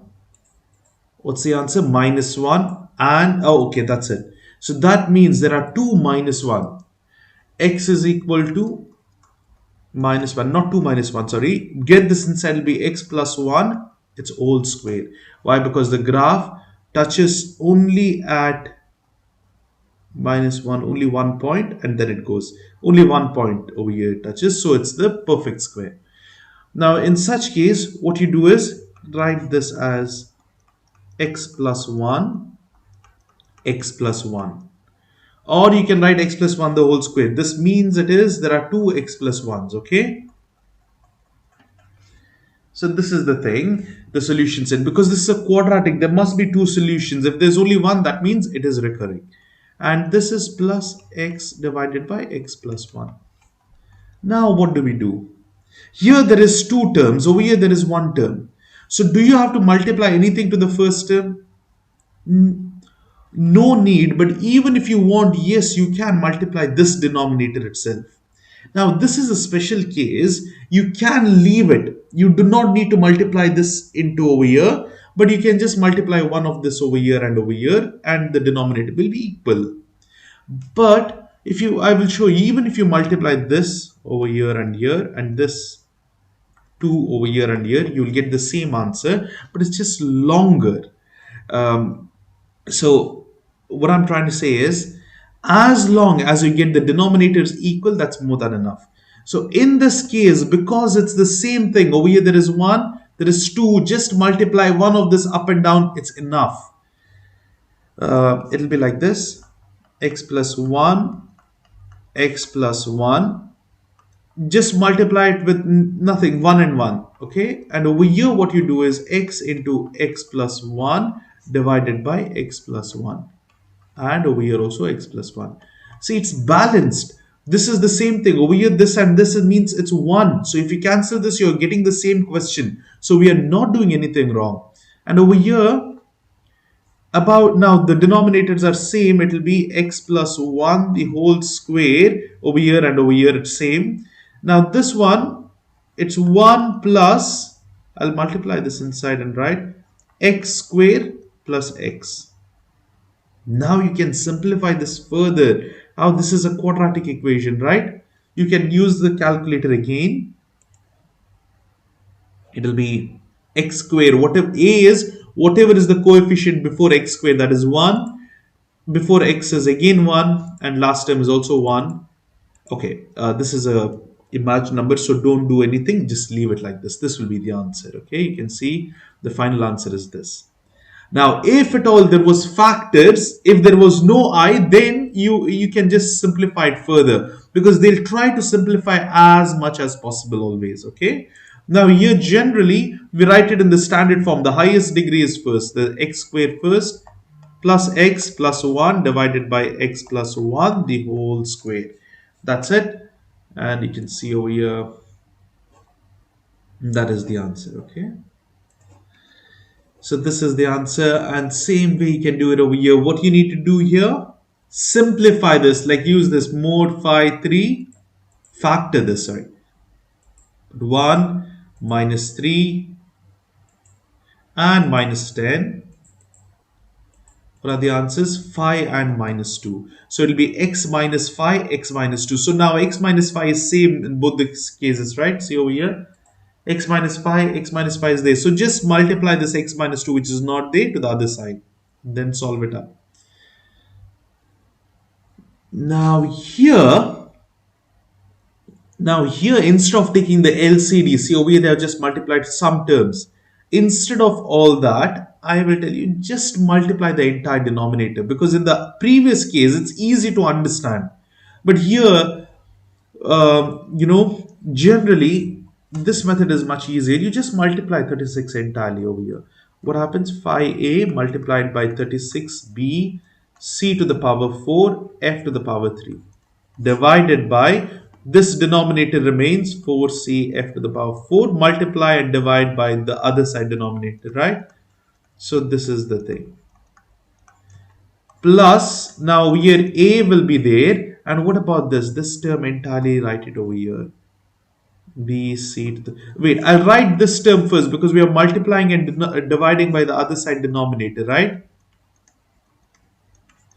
I've written this, it's fine, it's anything you write, these are multiplied, so it's equal, Now it is 24 c f to the power 4. So this denominator and this denominator are equal. Look, this term, this term. So it's fine. Now whatever is in the numerator can be written up together. So what we do, multiply this 36 into 5. So it's 36 divided by 2 is 18. So it's 180 a. Now you're just multiplying the numbers, because all are multiplication. There's no plus. Don't think it's distributive property now. Don't multiply this inside. It's all a single term, because there is no plus or minus. So just number with number, 180 a, b, c to the power 4, f to the power 3. Plus, here there is only 24 a, c, f to the power 4. Divided by, now you can do the same thing here. Multiply this or because I'm sure that we can take the common terms up. See, there are certain terms common, right? We will take the common term up. So what happens is 24. I'll just write it like this only. Keep it like this. 36 b c to the power 4 f to the power 3. Why? Because there'll be simplifications. Now this much is done. Only one step is remaining. Take the common terms. Now common terms in the sense, what is the highest distributive property? What is same in both? Because it's plus, right? We need to simplify it. Now if you have 2x plus 4x square, we can take 2 as common term because it's there in both, and x as common term, so you're remaining with only 1 over here plus 2x over here. This is the common term, isn't it? So same thing we will do over here. Now 24 has a multiple of 180, I guess. 24, 48, 48, 90. So what you can do is you can just try using the calculator. It's much better. I'll show you how you can do this in calculator. All you need to do is divide the bigger number 180. So let me just go out of this mode to computational mode. 180 divided by 24. Okay, if you get a fraction, that means no, it's not divisible. So that's fine. 180 I know is divisible by 12 for sure. So I'm getting 15. So what I'll do is I can write 180. See, I'll write over here separately. 180 can be written as 12 into 15. And what else? 24 can be written as 12 into 2. So basically I'm having 12 into 15 plus 12 into 2. So what can I take common out over here? I can remove this 12 and 12 outside. So it will be 12 into 5 plus 2. This is how. Now here there are other terms. So you can't just write the numbers, but I'll show how to do it. 12 is outside. Now even this A term is outside. B is not there. C term, one C term is outside. And F, how much can I take maximum? Maximum can be taken as 3. This much is gone outside. So what is remaining here? 15 is remaining. A is gone. B remains. C is gone. So C cube, 4 minus 1. F is gone. Plus, here 24, 12 is gone. So 2 remains. A is gone. C is gone. F only remains this much. Divided by, now, see what do we have over here? 24cf to the power 4, 36b c4 f3. Now cancel the terms. 12 one time, 12 two times. C and C cancels off. F power 3 and F power 3 cancels off.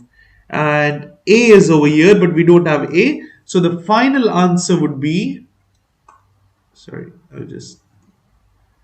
now the final answer basically would be over here, whatever is remaining. A multiplied by 15bc cube plus 2f divided by whatever is cancelled. Now 2 times 36 will be 36 into 2 is 72. And you don't need to put a bracket like this because it's not distributive. Here B is remaining. C to the power 4, F to the power 4. This is it. This is the final answer. Now here, see, now here what they have done is they have taken the LCD. Now if you can't take the LCD, whichever is common term, I think so in the description video it's explained how to take LCD. It's fine. You can do that method. Otherwise, but it'll take a long time to do LCD and many students get confused over here. So, and then the simplification will be a little bit easier. But over here, this method, it's just writing it out and algebraic simplification. It's almost the same steps. I've just written many steps, but over here in your exam, because it's stepwise, please write many steps. Otherwise, you can directly multiply this. 5a directly you'll get this term. This multiplied directly you'll get this term. And from 1 to 3 steps are enough. So that's what it is. Now even over here, multiply this entirely here, this denominator here and here in the numerator and denominator, and then you need to simplify. So please do these problems by yourselves and then finally check for the answers. They're all the same. Now what if there are many terms? Not to worry, but you have to just multiply everywhere. See, In such cases, there are plenty of ways to do it. Personally, what I would suggest is solve two and then lastly add one more. Okay, now see which is two easy terms. Solve them up and then add the other term. Now over here, let's see this. What I mean is just focus on these two, okay? It'll be 4x cubed divided by 3x x cubed plus 8 3x divided by x cubed into 3x. Okay, this denominators are multiplied. Leave that other term like this only. Let it be outside. Plus 2 by 5xy. Now here I'll simplify this. This is the same denominator, so denominator is same. It will be 3 x into x to the power 3 is x to the power 4, and what happens here, 4x cube and 8 times 3 is 24x, okay, plus 2 by 5xy. Now do these two terms. So multiply over here by 5xy, and this we have done just a while ago, right? You can do it further on. Or before continuing, you can even simplify this. See what is common over here. 4 is common. So I can rewrite this as 4 outside and x outside. Why? Because x is there. So what is remaining? You're remaining with x squared plus 6 only. And over here it's 3x to the power 4. This cancels and you're remaining now with finally 4 into x squared plus 6 divided by 3x cubed. It's up to you. You can simplify it like this and then add it. Or over here what I've written, directly do this again, cross multiplication like the denominator in the other numerator and denominator, and then finally you can simplify entirely. It's up to you. So that's there. Otherwise, you can do the LCD and multiply throughout all the three terms. Okay, it's possible. Now, in this case, if you're doing all the three terms, what would happen is you have to multiply two denominators. Now, for this 5xy, I need to multiply this and this. Multiply 3x into x cube up and down. For this term, I need to multiply 3x and 5xy up and down. For this, it'll be 2x. It's fine, you can do it. It's not a big deal. Over here only if I'm doing it, see what happens. I'll just erase this. Here then, I have multiplied only what? Opposite denominators, right? Add this as well. I need to multiply 5xy divided by 5xy. Here also 5xy, and over here I need to multiply the other two denominators. It will be 3x x cubed divided by 3x x cubed. Now the denominators all are same. If you multiply one side, you will get all the same denominators. That is, multiply 3x x cubed 5xy. This is what each term has in the denominator. So that is basically 3 into 5 is 15, x, 3 for 5, y. This is there for all denominators. Now in the numerator, just solve what is given. 4 times 5 is 20, x to the power 4y plus 8 times 5 is 40, 40 times 3 is 120, x squared y plus 6x to the power 4. And now you can simplify further. How you can simplify is take the common term out. X squared can be removed out. 6 cannot be removed out, but 4 can be removed. No, 2 can be removed out only. And I thought 5 also cannot be removed out. So just see which are the common terms. 2, there is x squared.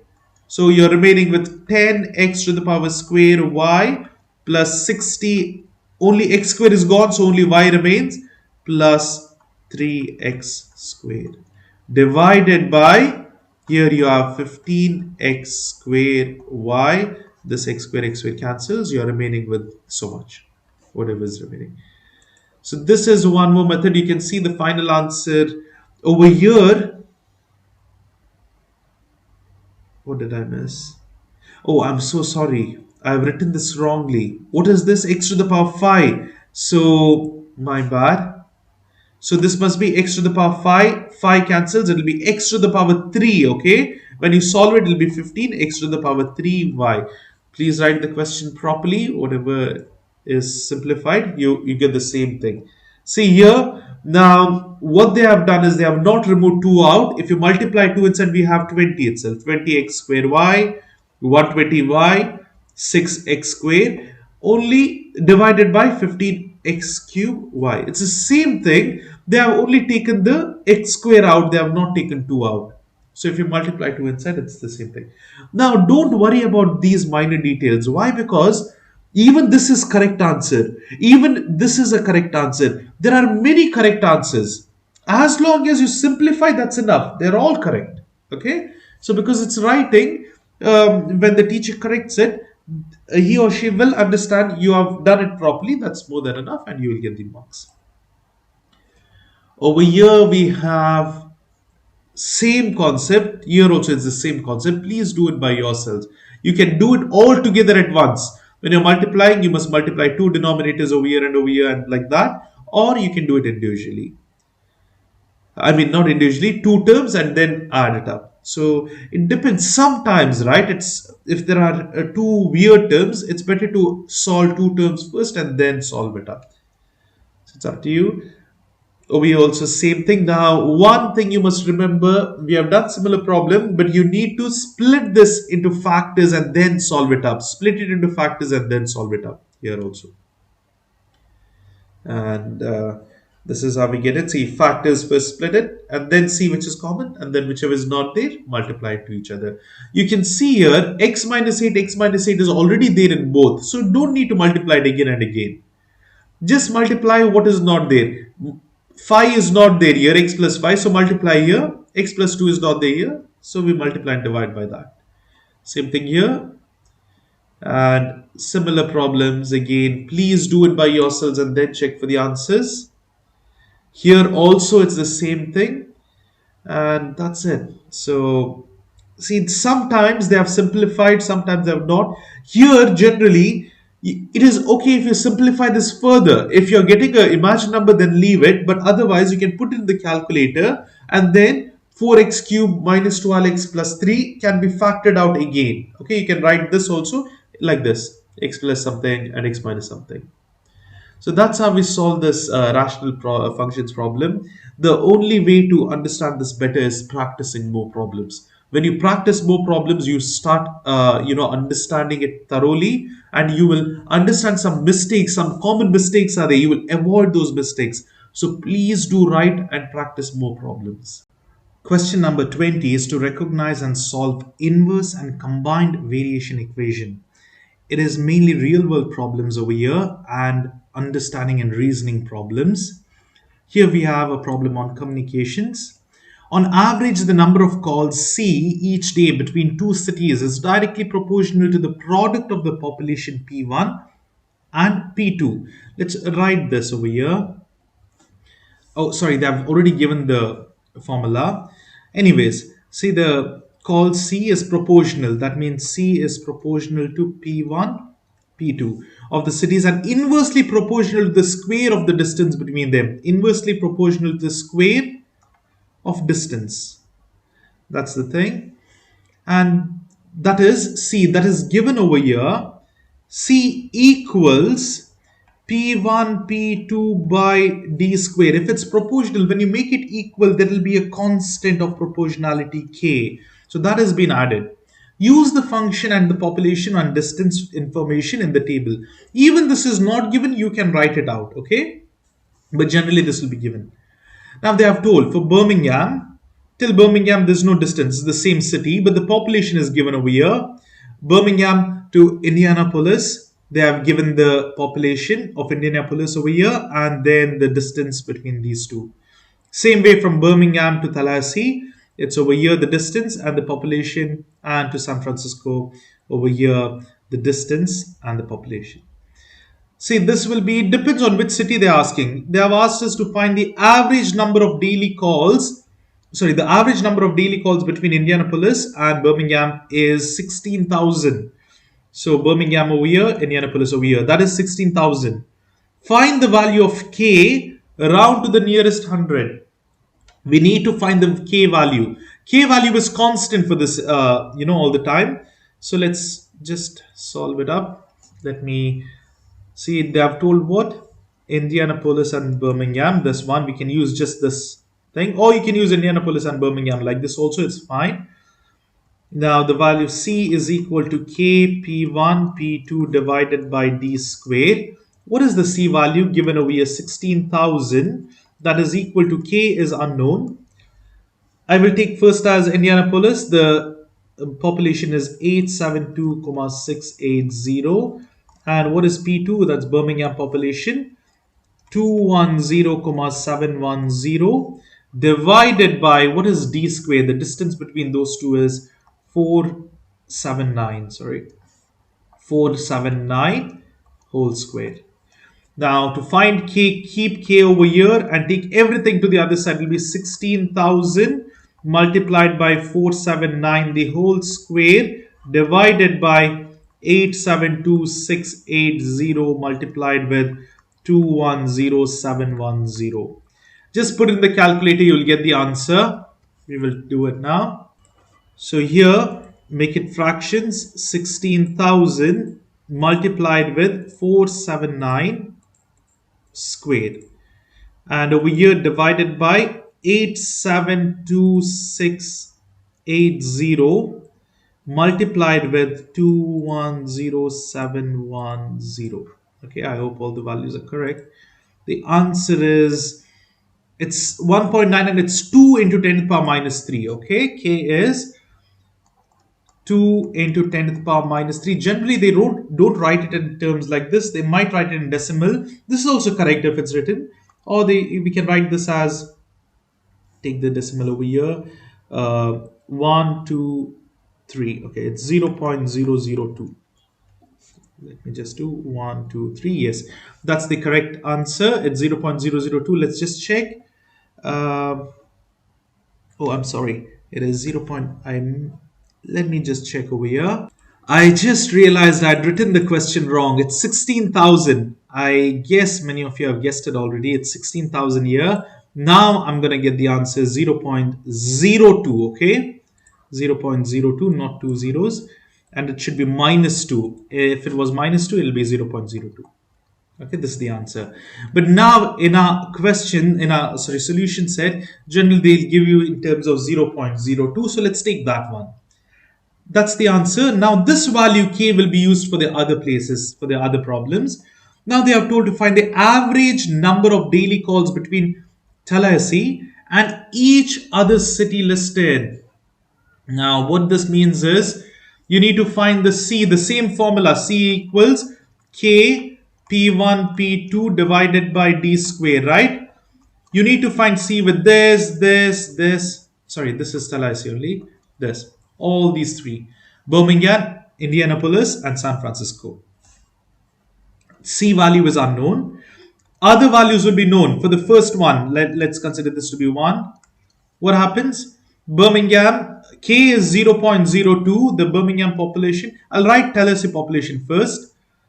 It's 191,049, and then Birmingham is 210,710 divided by, what is the distance between these two? It is 301 squared. Put it in the calculator, you'll get the answer. Next one, same thing. Again, it will be 0.02 multiplied by 191,049. But this time, let's take Indianapolis. So what is the population over here? It will be 872,680 divided by the distance between Tallahassee and Indianapolis is 778, the whole square. So this is it. This will be continued. Put in the calculator, you'll get the answer. It's pretty straightforward. You can see here, this is between Tallahassee and which is considered the population of Birmingham. So this Birmingham population, Tallahassee population, the K value and the distance is 310 whole square. Put in calculator, you'll get around 8,886 calls. Same thing with the next city, that is over here, I think so, Indianapolis. So the distance is over here. Everything, just substitution in this formula. You get 5,509 calls. And then you can see over here, last one about San Francisco. The distance is this, the population is this, and that's the answer. That's easy. And could you use this formula to find the average phone calls made within a city? Okay, what they're asking is within one city, like from Birmingham to Birmingham, it's not possible because the distance is not there, right? It's the same city, distance is zero. When you divide anything by zero or zero squared, it's not defined, right? So you cannot, because the average value, see over here, the formula, here what happens, it'll be zero squared. So that's undefined, so no, it's not possible. That's the answers. So these are the all three answers. Now then we have one more problem. Imagine about investing. You decide to invest 10% of your before tax income in a retirement fund. So your employer deducts this money from your weekly paycheck. Write an equation to represent the amount of deducted from you from your paycheck D. Okay, D is the paycheck for investment in your retirement fund for a week during which you worked H hours and you're paid R dollars an hour. Okay, I will just explain what this means first because there's lots of words over here. See, this is about investment. You are investing 10% of your salary, but over here you're getting paid every week. Generally in Europe and US, you get a paycheck salary for every week. So the thing is, every week's paycheck you'll get based on the number of hours you work. So what happens is, depending on the number of hours you work, you get paid. In that, they are gonna take 10% and they'll invest in a retirement fund. So you'll have it in the future. It's like a saving. So this needs to be written in terms of a equation. Now it's very simple. It's a joint equation because there are two factors over here, hours and dollars. So now we use, look at this. The number of deduction, like what is deducted, how much is deducted? That is over here, deduction will be 10% of what? The number of hours you work and the money you earn, HR. That is number of hours you work and the money you earn. That's the thing. So deduction is equal to 10% is 0.1 HR. That's the answer. Now, is your equation a direct, joint, or inverse? It is a direct, but it's two variations, so it's joint. What is the difference between these?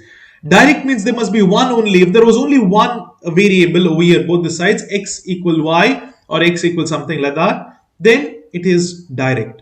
But here we have two, so it's called joint. It will be the joint one. Inverse means it will be division. And if you earn 19.5 hours and worked 36 hours last week, explain how to determine the amount deducted from your last week retirement fund. Now over here, just substitute. This is 0.1. Hours is how much you work, 36. And over here it's 19.5. Just solve it up. You will get the answer. Put in the calculator, you'll get the answer. Just substitution. See, it's 70.2. This is how we can solve it up. And another reasoning problem here, find the error. Jamil and Savannah are setting up a proposition to begin solving the combined variation in which z varies directly as x. So z is, we'll just write equal to because there will be a proportionality constant, is directly varying to x, okay? And z varies inversely to y divided by y. Who has set up the correct proportion? Okay. Now this, now you can see this is 1, 1, 1, 1. Same way z2 equals k2 by x2 divided by y2. Now let's solve it. Over here we need to check who has done it correctly. We need to solve for k, okay, this k. Now we don't write k as k1 and k2, sorry, because k is the same. Constant of proportionality will be same throughout. K, leave it over here, take y to the other side, will be z1, y1 by x1 equals k. And same thing will be for 2. z1, y1, yes, this is correct. Okay, you can see here, instead of dividing x and multiplying y, this has been wrong. So this is wrong. So Jamil has done it correctly. So Jamil has set up the correct proportion. Savannah multiplied, she should have divided.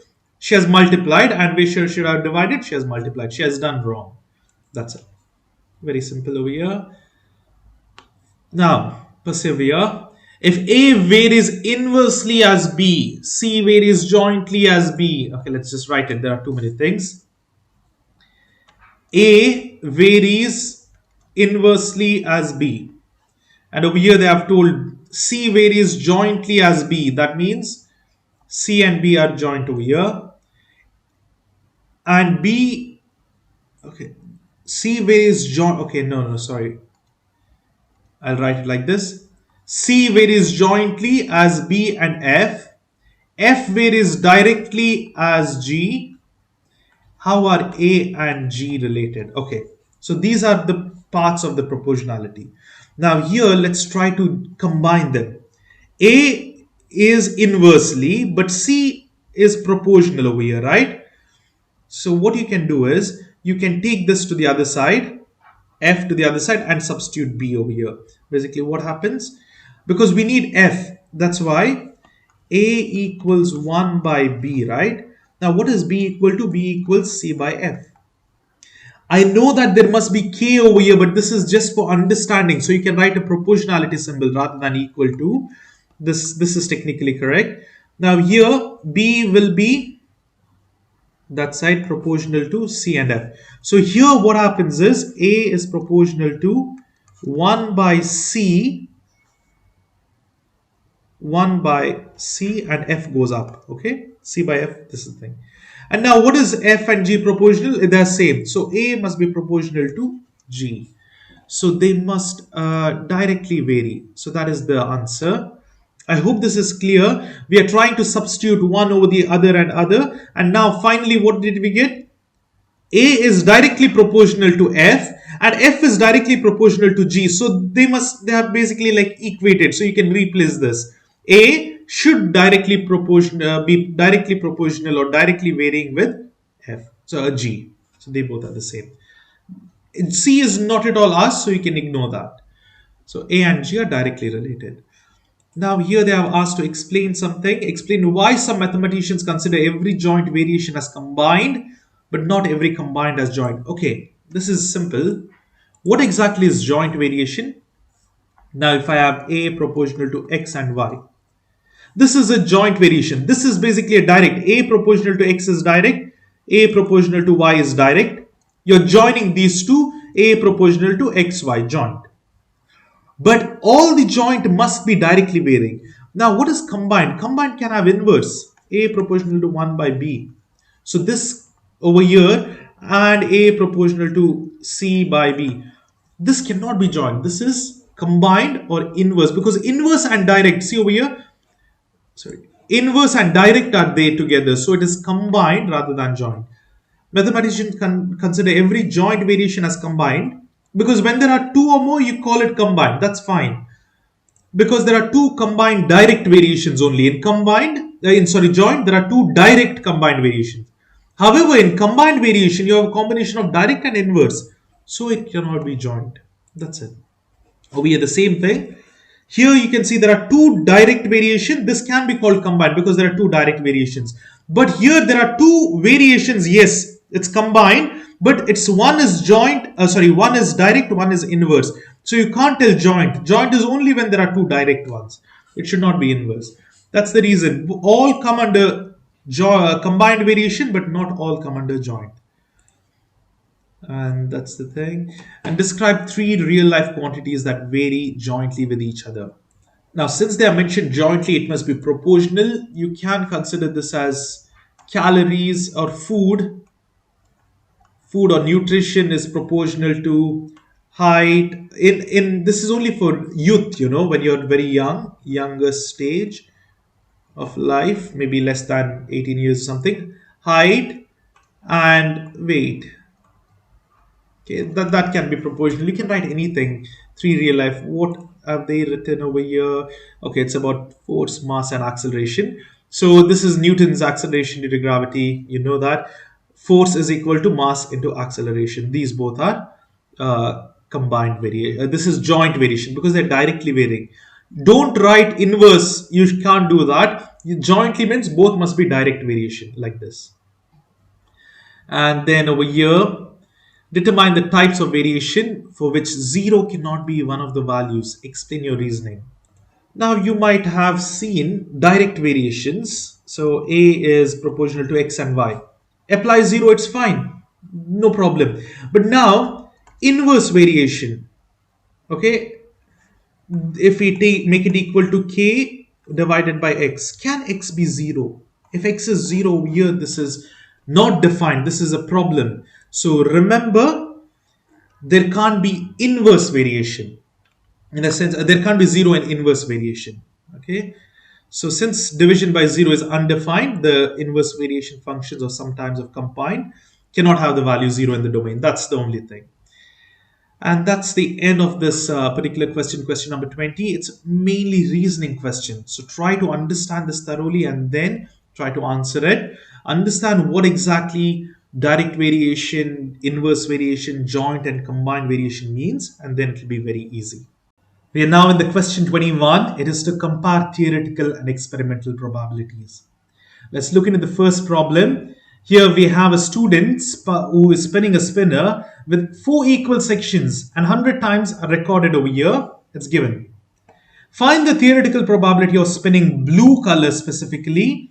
Write your answer as percentage rounded to the nearest tenth if necessary.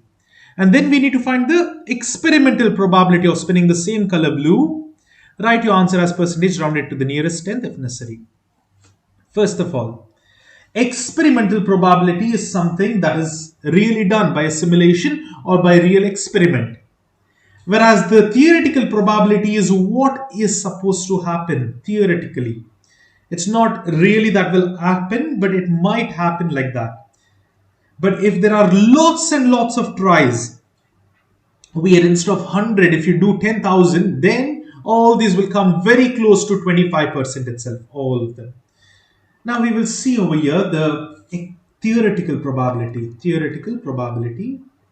How many spinners? The spin is divided into how many colors? It's 4 sections, right? So the total possibilities are 4. Total possibilities. That is the total possibilities. It's not TP. I meant TP for theoretical probability. Okay. And then what is the color we require? Blue. How much is it? Only one section. So the probability is 0.25, but they are asked in percentage, so it's 25%. Now what about the experimental probability? Now over here you can see all these colors, right? They have given the frequency for each color. Now we will only focus on the blue because that is what they want.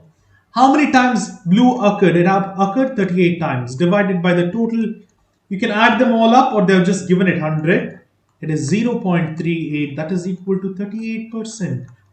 Now you can see over here, theoretically it's supposed to be 25, but experimentally it became 38%. But if it was much tries, then it will all correspond to 25%. That is the law of large numbers. That is how we do it. The first part is the first answer A, second is 38. That's it. Now over here it's the same thing. It's about heads and tails. It's just 2 possibilities. So 1 divided by 2 is the theoretical probability. That's 50%. You can see it's 50%, right? But they want heads. So what is experimentally? 73 divided by 125. That is the total possibility. Now when you do it, you are getting 58.4. Which is close to 50, but if you have increased this a lot of times, if you have done the experiment plenty number of times, more than thousands, then it would come very close to 50. Same thing with the die. Please do this by yourselves. It is 1 by 6, the theoretical probability. Now, which number you want is 3. So the theoretical probability is very simple. It's 1 possibility by 6. The experimental will be 27 by total is 150 given over here. Put it in the calculators, you'll get the answer. In percent, this is 16.7, and over here, sorry, this is 18%. Very close. Now we have a different type of problem where Tiana sells handmade earrings online. Last month, she sold 60% of her inventory. Design and run simulation that can be used to estimate the probability of selling inventory. Now you need to make a simulation. This is very important. What this means is, now this practically when it's coming for writing, you can write own made up numbers. It's not gonna, you're not gonna understand, but you can always use your calculator to find random intervals. I'll tell you in a while. But first of all, what's the theoretical probability? Last month she sold 60%, right? So it's 0.6. This is the probability that she's gonna sell. But now we should do a simulation. How it's done, I'll just show you the answer first. Here, the theoretical probability of selling is 60, not selling is 40%. So what we can do is, you can do it in a different ways, but the best way would be a spinner, because you can easily cut it into 60% and 40%. Now if you have a spinner like this, so it is 360 degrees in total, right? So 60% of 360 is how much? 60%, it's over here, 216 degrees. You can put in the calculator. Whereas 40% of 360 would be 144 degrees. So these are the 2 degrees. So now 200, and if this is 0, 180 somewhere over here, and the remaining part is 40. So this is 40%, this is 60%. Now we should have a pointer to mark which section it falls, and you have to spin this, keep on spinning this. Do the spins about, like, maybe we have performed 50 trials as been told, you can do it. Keep on spinning. And then what happens is, you need to note down. See over here, they have done the spinning and they got this answer. This part is called sold part, because sold is 60%, whereas not sold is 40%. Now here, after spinning this randomly, they got 32, 18. You can write made up values, but make sure you write sold bigger than the not sold part, because that is what will most probably appear. I mean, even if you do the experiment really. And now find what is the sold 32 by 50? It is 64%, whereas not selling is 36%. Theoretically, it was 60-40, but now if you do the simulation, it's very close, 64% and 36%. That's how it is. Now, if you want numbers randomly, you can do it in your calculator as well. Let's take out our calculators. Here you can see there is something called random. You can press alpha and over here, random integer, or you can just press random also. Now specify from where to where. I want, say, 1 numbers from 1 to 3. Okay, 3, 1 comma, that is by shift and this symbol, 3, close the bracket. Now it will give me random numbers between 1 and 3, 1, 2 and 3. Now this is not very accurate. Now more accurate would be, I should take numbers from 1 to 10, and then 1 to 6 would be sold, whereas 7, 8, 9, 10 would be not sold. Or you can take from 0 to 9, okay, or 1 to 10. So I'll just change this to 10. Now I'm getting a random answer. This is 5. So first 6 digits are for sold. This is sold 1. You can write 1 frequency. Again, this is not sold. Again, let's do, this is also not sold. 7, not sold. Now again 1, 9. See, they're randomly coming. But now you saw I've pressed many times. I think so. Many times 1 to 6 numbers came. These are all random. Sometimes you might get not sold more than sold, which is very highly unlikely. But still there is a chances. So this is how. So this is how we can randomly get the integers. That's the answer. Now, again, it's the same problem, I guess. Let's read this. Lamar designed a soccer computer game. He coded that the programs such that a player will make a goal on 35% of the attempts. Paolo is testing the game and he thinks there might be an error in the game's programming. She attempted to make 30 goals and only 4 were successful. Okay, run and evaluate the simulation and decide whether Paula is correct. Sorry, Paula. It's not Paulo, Paula. Okay, now this is about a simulation over here. It basically makes 35% of the time a goal and remaining time not a goal. So it is 35%, 30 by 100. But for the simulation, it's better we simplify it. You can take 1 to 100 and whatever, we have to do a simulation, they have told. So first of all, let's just write this, 35%. How much is it? 7 by 20. So that means if you take random spinner and cut it into 20 sections, you can do it by cutting into 20 sections, or you can take chits of 1 to 20, and whichever comes as 1 to 7, that means it's a goal. All the other numbers are not a goal. That's how we can do a simulation. Now here we can just use this random integers, and you can just put 1, comma, This is shift and this symbol, and 20. Now you can randomly press equal to. So if it comes to 1 to 7, we know it is a goal. All the other numbers, no, it's not a goal. So you should do it 20, any number of times, 50 number of times or something, and then do the probability. Let's see over here directly the probability. Now here you can see the theoretical probability is 35%. That means 7 out of 20 times it's a goal, and 13 out of 20 times it's not a goal. That means 35 100 minus 35 is 65. 65% not a goal. Now we can do a simulation run, conduct 100 trials. They are telling it's already done. They have done, see, numbers from 1 to 10, where 1 to 7 is a goal and 8 to 20 is not a goal. And after conducting, they got 41% of possibility of making a goal. Okay. Now let us compare Paula's things. It's 4 by 30. Now, what is the probability of getting a goal? 4 by 30 is just 13%. Now compare. Really, the simulation must give you 35%. When we did a simulation, we got 41%. Okay. But when Paula tried to test that program, she just got 13%. That is 4 by 30. That means the programming has an error and this needs to be rectified. This is the conclusion you can give. Okay. So that's it for this topic. It's about experimental and theoretical probability. For theoretical, it's very simple. It's like standard. You know the things, it'll be given. But for experimental, you have to write your own. Now, if they ask you to write your own, just assume some values and write it out. That's fine. Okay, you don't need to do it. Now, if you know it's 60 and 40, tell you got 55 or 65 or 70, and other thing is whatever 100 minus that will be the probability. Please do try to understand this thoroughly and practice more problems, and the topic will be very easy. So finally, we are in the last question, question number 22. Before I begin this, I just want to let you know I'm getting a lot of messages on Telegram. Many of you guys, many of the students are asking me for completion, why I delayed. I first apologize. It has been delayed when I did the writing part, especially for grade 11. It's delayed. I am sorry for that. But one more thing is, I'm not able to reply to everyone in the messages. I will try to get back to you. Some I have replied, many I have not, because there are so many messages.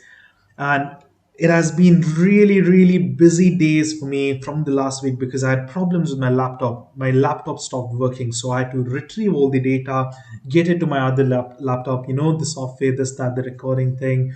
So it took a long time, so I had got delayed by many days. So you can see in some days I've not even uploaded single video. And then not only that, just yesterday my car broke down in the middle of the road. It was just not switching on, and there was lots of problems. So I had to leave in the middle of the road. It's not near my house as well. It's far away. I had to take taxi and come back. And even today, I didn't even go over there. It's still, in a parking away from my house, maybe 5 minutes drive. So lots of things happening. So that's why I have been delayed because of this unfortunate circumstances which were unavoidable. I apologize for the delay, but I hope the other videos were there on time and you could have gone through them. And I hope now at least you have some time, so please make the most out of it. Now we will do the last question. It is to graph horizontal translations of trigonometric functions. Here we must know a few of the basic graphs of trigonometric functions, that is sine, cos, tan and everything. Once you know the basic, then you can easily graph them. Now, for example, if I'm looking at sine graph, I know in my mind the sine graph, okay, that is a very bad line. This is the sine graph. Now, sine graph always originates from 0 and its cycle, its period is 2 pi. That is 360 degrees. I'll write in degrees and pi. Now, over here, half of 2 pi is pi, or 180 degrees. And then the middle of this is 270 degrees, or it is 3 by 2 pi. And lastly, 90 degrees is pi by 2. These are very important points. Same thing can be translated over here. Negative pi by 2, negative pi, negative 3 pi by 2, and so on. Now here you can understand this. It's the same thing. It will be negative 90, negative 180, and so on. Now when we draw sine, it starts from 0 and it peaks to the max at 90 degree. And then it comes down and touches the x-axis again at pi, like this. and then it again peaks down the maximum point at over here 270, and then the minimum point over here, sorry, and then it goes back and it finishes a period. Now same thing happens over here. It goes and peaks down max at pi by 2, and over here it touches the 0, and then again it peaks maximum. So when it's down it's minimum, up it's maximum, and then something like this, and this point will be wherever it touches will be minus 2 pi. This is sine graph. It may not be accurate, but this is the idea of the sine graph. This is important to understand, memorize this. What is the maximum value? Again, it's not correct because this both must be at the same point minus crooked, but just to understand, give you a picture about it. The maximum value will be always 1, minimum will always be minus 1. This is about sine. Now, if I'm doing cos, it starts from here 1, and it touches 0 at pi by 2, sorry, 90, and then it will over here be the minimum point over here. Again 270 it touches 0, and at 2 pi it peaks 1 again. See, this is the point. Okay, over here. Same thing happens over here at the back. It goes down like this, and it comes over here and like this, and then we will have something like this. Okay, so you can see the difference between sine and cos. They are same thing, range is same, domain is same, all real numbers, but the phase shift is the thing. There's a shift of 90 degrees. See the difference over here, the maximum and maximum is 90 degrees or pi by 2. This is the concept between the sine and cos.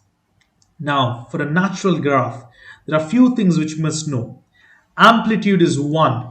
Okay, whenever there's sine we draw, it is just y equals sine theta. This amplitude is 1. What is the period? Period is 2 pi. Period is some, see now from here, let's see sine. It repeats, it is unique till 2 pi, but after that it will start repeating like this and like this. It keeps on repeating. So you can see 2 pi is unique, but then it repeats. Even with cos, 2 pi. Here we started, it will come end over here, then again it repeats. So that's 2 pi. Phase shift, initially when you are only sine, it's 0. This is the natural position, starting positions for sine and cos. If it's starting at 0, 0 like this, the phase shift is 0. Over here also it's 0. Okay. This is not there, but we will have for different graphs. And the domain and range, this is another important thing. Here the domain and range is all real numbers. See, not range. Domain is all real numbers. You can have any value of theta, you will get answer. It will be a 0, 1, anything. But the range is only from 1 to minus 1. You can put any value over here. It won't exceed 1 or minus 1. So that is the thing. That is the domain and range. Now here then, if you look carefully, what is the difference between the sine and cos graph? It is 90 degrees or pi by 2. That is sine theta plus pi by 2 is equal to cos theta. This is one of the identity from this graphs. The phase shift is only by pi by 2 difference. Now let us look into this graph. Now ignore the cos for a minute. Ignore this also for a minute. Now let's only focus over here. Let me just increase the brightness, thickness. Here let's compare. This sine is sine itself. Now whatever is there inside the theta, theta plus pi equated to 0. What happens now? Theta equals to minus pi. Now what does this mean? This means all the points of the sine graph, the brown color graph, is shifted by 180 degrees or negative pi backwards. Negative means backwards. So from here, this much is 90. You go over here till here. This point to over here. This point to over here. Now if you draw a new graph, and now what about this point? This will be over here, the new point. Everything is shifted over here. See, so this point 0 will be over here, new graph, and this next point will be over here, and you can see this would be over here. It will be like this and so on, and over here also you can see it will be like this. Okay, something like this, the graph. Now we will just compare with the original answer. You can see over here it's 0. At 90 it is down. At 120, 180 it will be over here. Same thing backside. So this is the answer for the graph. Okay. Now, if you know the graph of cos and sine, then easily you can relate this. That's very easy to relate it. Okay. But now I will tell you the few other things. What are a few other things that you must remember? I'll remove this up. See, you can see this is just phase difference of pi. So everything is shifted from the original sign. It is shifted back to 90 degrees. Okay. Now, what about the other things? The standard form is always given by y is equal to a sine b theta minus k h over here. This can vary, doesn't matter much. This is basically the phase shift. H represents the phase shift. I will tell you what exactly it is. First, A is the amplitude. A is generally 1. Over here also it's 1. That means the maximum point can be positive 1, minimum is minus 1. That is the thing. A is the amplitude. What about B? B here is depicting what happens to the period. There is a formula for period. Period is given by 2 pi by B. Okay? This is representing the period. Now here, what is the B value in this given function? Given, see over here, sine theta plus pi, right? Sine theta plus pi. What happens to the B? A is 1, B is also 1. So it is 2 pi by 1, and now the period is 2 pi. That means one complete cycle will be finished at 2 pi, and yes, that is correct. Okay. What next after that? This is done. B is done. H. Now, how do we find H is? Basically, theta minus H is the standard form. So over here, if there is plus, you should just take minus pi. Or the other way is, whatever you have the answer over here, theta equals plus that value, this whatever is inside there, must be equated to 0. And now solve it. Theta equals minus pi. This is the answer. Is that clear? So this is the thing. So these are the three things, that is amplitude, period, and phase shift. Once you're done with that, you can graph it easily. Here we know the phase shift is pi radians. So everything moves backwards by pi. Sorry, not by 90 degree, it's by pi. So now we should know the original graph was like this. So it moved everything by pi 180, 180, 180 and so on. Okay, so sorry, from the blue graph, what am I drawing? Blue graph over here. See, it all moved by pi to the left side. This is the thing. Now, if you're thinking, oh no, this is very difficult, how will I do it in calculator or get the table? I will show you how we can get it. But before that, the domain is all real numbers, minus infinity to infinity, and range is minus 1 to 1. Now let's take out our calculators. Here, let's take mode 7. Here what you have to do is write this equation. Now first of all, you need to press shift mode, and radian mode is given by 4. Whenever trigonometry is there, radian. And once you use radian, you can use pi. So what is theta? That is alpha x plus pi. Okay, plus pi, sorry, shift and pi, this one. Close the bracket. Where do you want to start? I will start from, say, minus pi. That is minus 180 degree. But I don't need to write 180 degree. I'll just write minus pi. Because this is in terms of pi by 4. Or you can write, now, one important thing. Don't write 90 because it's in radian. You must write this in pi, pi by 2 and so on. I will write it over here. 180 is pi. 360 is 2 pi. This one over here is 3 pi by 2. And lastly, we have 90 as pi by 2. Same way, minus pi by 2 and minus pi. So let's take minus pi as the starting point. From here, we'll get the point. And then 1 as, oh, sorry, what did I do? I start, this should be minus pi. Let's just clear it off because I put some error. It's sine alpha x plus pi, close the bracket, sorry, it's plus pi, close the bracket. And now what happens is press equal to. This g of x is not the, you're graphing only one function, so ignore this graph. Now start it at minus pi here. That will be equal, that is starting point. Now end will be let's end at 2 pi, okay? Now the step is very, very important. How much at every interval, how much interval do you want the value? Always give it as pi by 2. That would be the best thing. You can even give pi by 4, but I would generally prefer pi by 2. So I'll get values of 0, 90, 180 and so on. So what I do is generally it'll be pi divided by 2. This is it. Now you can see the table. Negative pi, that means over here the value will touch 0. Yes, correct. And what is that negative 1 point? This is negative 1.575 means negative pi by 2. Pi is 3.14 divided by 2, negative 1.57. 1.57, yes, it's at 1. Correct, maximum. What is at 0? When x is 0, it's 0. Yes. What is that again? Positive pi by 2 or negative 1.57? It's minus 1. Yes, down. Next, over here, these are the points. This is how you can get the points as well. But if you know the graph already, you do not need to worry about it. Directly, you can get it up, get the points. This is the main concept behind this. So please make sure you understand this and then you can graph any of these equations. Now, if you're thinking of tan, it's the same thing, but tan graph, look at this.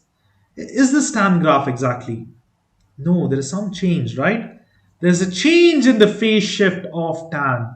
So tan is really not like this. The tan graph actually will always have 0, 0. Okay, this is the thing. It'll go like this and like this. Okay, always. But look over here, because there is minus pi by 2, that means it's shifted by 90 degrees. This point is shifted by 90. So you can see over here, the full phase, which is like over here till this, actually it was supposed to be over here like this, but now there is a difference of all the points by pi by 2. Now here it's relatable, you can take it left or right, it doesn't matter because the same shape is continued, right? But for sine and cos, make sure you understand this sine is very, very important, okay? Now still over here, theta minus pi by 2, make it equal to 0. Theta is pi by 2. Positive pi by 2. Really this graph will be something like this. Shift it all to the right by pi by 2 value. That's it. And that's how we get the answer. Now, this can be done in calculator. I just showed you same thing. Substitute over here and you will get the answer. Now, one more thing. What about the amplitude? Amplitude is what has been multiplied. Nothing. Therefore, it's 1. What about the period? Now, 2 pi is only for, sorry, this is 2 pi, is only for sine and cos. Tan, it's not 2 pi. It's only pi. Always it's only pi, okay? The period is given by pi by b. Modulus of b, because it can't be negative, it's always the distance, right? That's why we write modulus. It's always distance. So what is the b value here? Nothing is there, so it's 1. So this period is remaining the same. And now what you need to do is graph it. Oh, phase shift. What is the phase shift here? Phase shift is plus pi by 2. These are the only 3 things that's asked. The amplitude 1, phase b value is 1, so you can find the period as pi and then pi by 2. And then what you do is, last thing, graphing it. Graphing, if you know the knowledge of y is equal to tan theta, then you can just shift it by pi, okay? So you can just look into the Desmos. Just if you have time, put it in Desmos and then do plus or minus pi by 2, you will get it. So that is the concept. Now over here, it is not all real numbers. It's never all real numbers as domain. Here what happens is, now look, where is the asymptote? Wherever the period ends. In the sense, so I'll just take this over here. At every pi by 2, actually for this is for tan graph, pi by 2 and minus pi by 2, there is an asymptote. At this point and this point, there is always asymptote, okay? It breaks the dotted line like this. But now since there is a period of pi by 2 over here, you can see, we need to add this up to over here. The domain changes. It's at pi and this will be 0. Okay? So it's theta like this. But we can't write only over here. Then again at 2 pi and again at, 4 pi and so on. It keeps on varying every pi, 3 pi and 4 pi. So what we do is, we write only pi. If it was pi by 2, we just write pi by 2. Here we write pi less than theta. Again write pi. But multiply these with n integers, okay? So this is the thing. Multiply by n, where it's integer, so it's minus or plus. This is how we get it. Oh, sorry, not pi. This is pi n plus pi. Okay, every time it's been added. This is the thing. So this is only for the asymptote. If it was pi by 2 over here, the asymptote was at pi by 2, then you have to write pi by 2 times n here less than pi by 2 times n plus pi. Every pi you should, this plus pi is always constant. Only this, if it is, see, add this, whatever the phase shift and see what is the, where the asymptote lies, it's at pi. So write pi n. But multiply by, the n is the integer, right? And don't forget to add pi over here. That is the period. That's it. And what is the range? The range is all real numbers because it goes until infinity upside. Okay, that is the thing. Now from here on, you can do all the problem by yourself with the same concept. Please apply the same concept and make sure you do it. Now here you can see it's pi by 90, theta plus 90. That means it's basically like a cos graph. This is equal to cos graph. See, it's all shifted at 90, right? That it goes to the other side minus 90. So this is basically a cos graph. Okay, this is equal to cos theta. Same way over here, it's pi by 45. Please look at the graph. Please look at the problems. Everything is available. Please make sure you solve it by yourselves. Now I'll just skip through these problems. Just the values changes, the concept remains the same. Now if the amplitude changes, now if there is an amplitude over here of 2, then this doesn't stop at 1 and 1.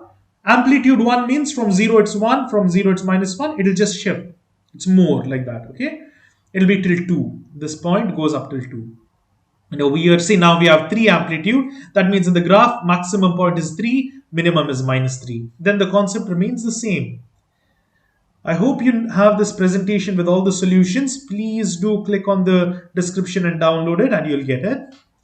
Over here, you can see it's sine theta plus 60.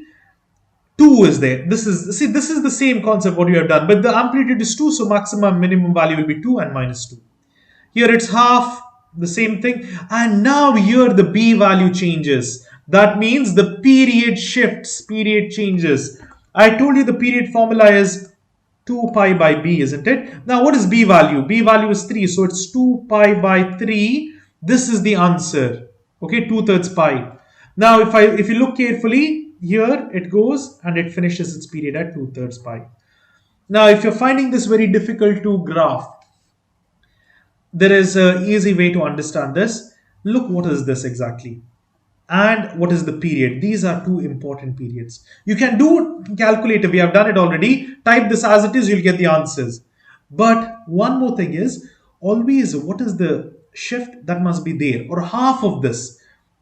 Why? Because this is over here, sorry, not half of that. The period, it is 2 pi by 3, right? From 0, write 2 pi by 3 no matter what. Okay, from 0 to pi by 3. What is half of 2 pi by 3? It's pi by 3. And what is half of pi by 3? It is pi by 6. And over here, midpoint of 2 pi by 3 and pi by 3 is pi by 2. Half of that. So only mark these 4 points. And then once you get these 4 points, how you get from the period? Just substitute this pi instead of theta. I will show you in the calculator. Let's take calculator. Just substitute. Now we need to go back to computation mode. Over here, half is 0.5 multiplied by sine 3. Okay, now over here, sine, this 3 is multiplied. Okay. Now over here, one important thing. If you're using this 3, then again open a bracket. Okay, sine of 3, open a bracket, and now theta is what? Choose. 0 will be 0, pi by 6. Let's write pi divided by 6 minus pi divided by 3, it's pi by 3, close the bracket and close one more bracket. And what is the answer? It's negative half. Is it true? Yes. So this is the thing. Once you get these 4 points, just graph this much, it's enough. You technically must get full marks for this because you have graphed one cycle, one period cycle is what that's required in graphing this. And then the other just extended. That's it. Just put little dash, enough. So this is how you do it. Now here, how you do that? after you get the period, midpoint of period, half of this. And half of that again over here, and the midpoint of these 2 points over here. You'll get 4 points only in the XY. And then look at the domain, I mean the amplitude, that means amplitude is half, half, 1, so on. Then put this pi, these 4 values, put it in the calculator. Now I'll change this. From pi by 6, I'll make it to pi by 3. Now you'll get 0 here. Now change this to pi by 2. You should get positive half. Positive half. And lastly, you will put 2 pi by 3 over here. 2 pi by 3. This is 0. This is it. This is enough to graph. That's how we basically do it. And then accordingly, the range over here will be from minus 0.5 to plus 0.5. Domain is all real numbers.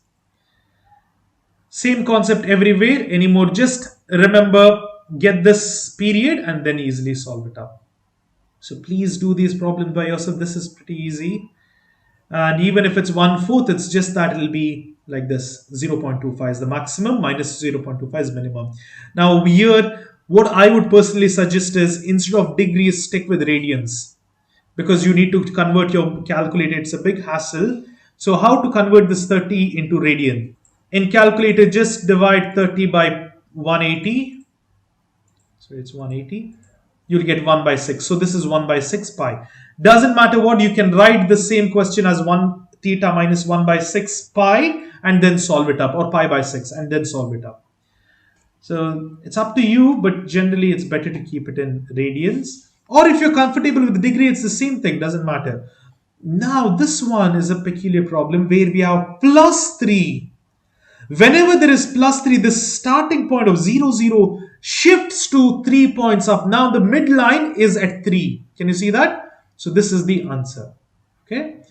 Now here at minus 1 means all the midline shifts at minus 1. See, the midline is minus 1. And then graph it. Just think the x-axis is at minus 1 and graph it accordingly. This can be ignored. If you know this graph, class, you know how to graph it easily. Just the midpoint over here, the 0, 0 will be shifted. Even over here, it's up now by pi by 2. And over here, it's minus pi. See, the same graph what you're doing. 2 cos theta is so easy. Just the amplitude changes. Then everything is cos graph. But it shifted to minus pi. And over here as well, just shifting the midline. And lastly, over here, shifted by 7. And all the operations together. This is the answer. Please do practice more problems and try to be thorough with this topic. Solve by yourself and then check for the answers. And that is it. That's the end of all the exam questions. I'm sorry because it got delayed. I hope these have been beneficial. Please do try to write, solve problems on your own and then check the answers. Don't just blindly watch the videos. Please do try, solving by yourselves. And one last thing, I would highly appreciate if you guys can subscribe to my channel. That would mean so much to me. And all the best for your exam. I wish everyone will get great marks. Do well, guys. Happy learning.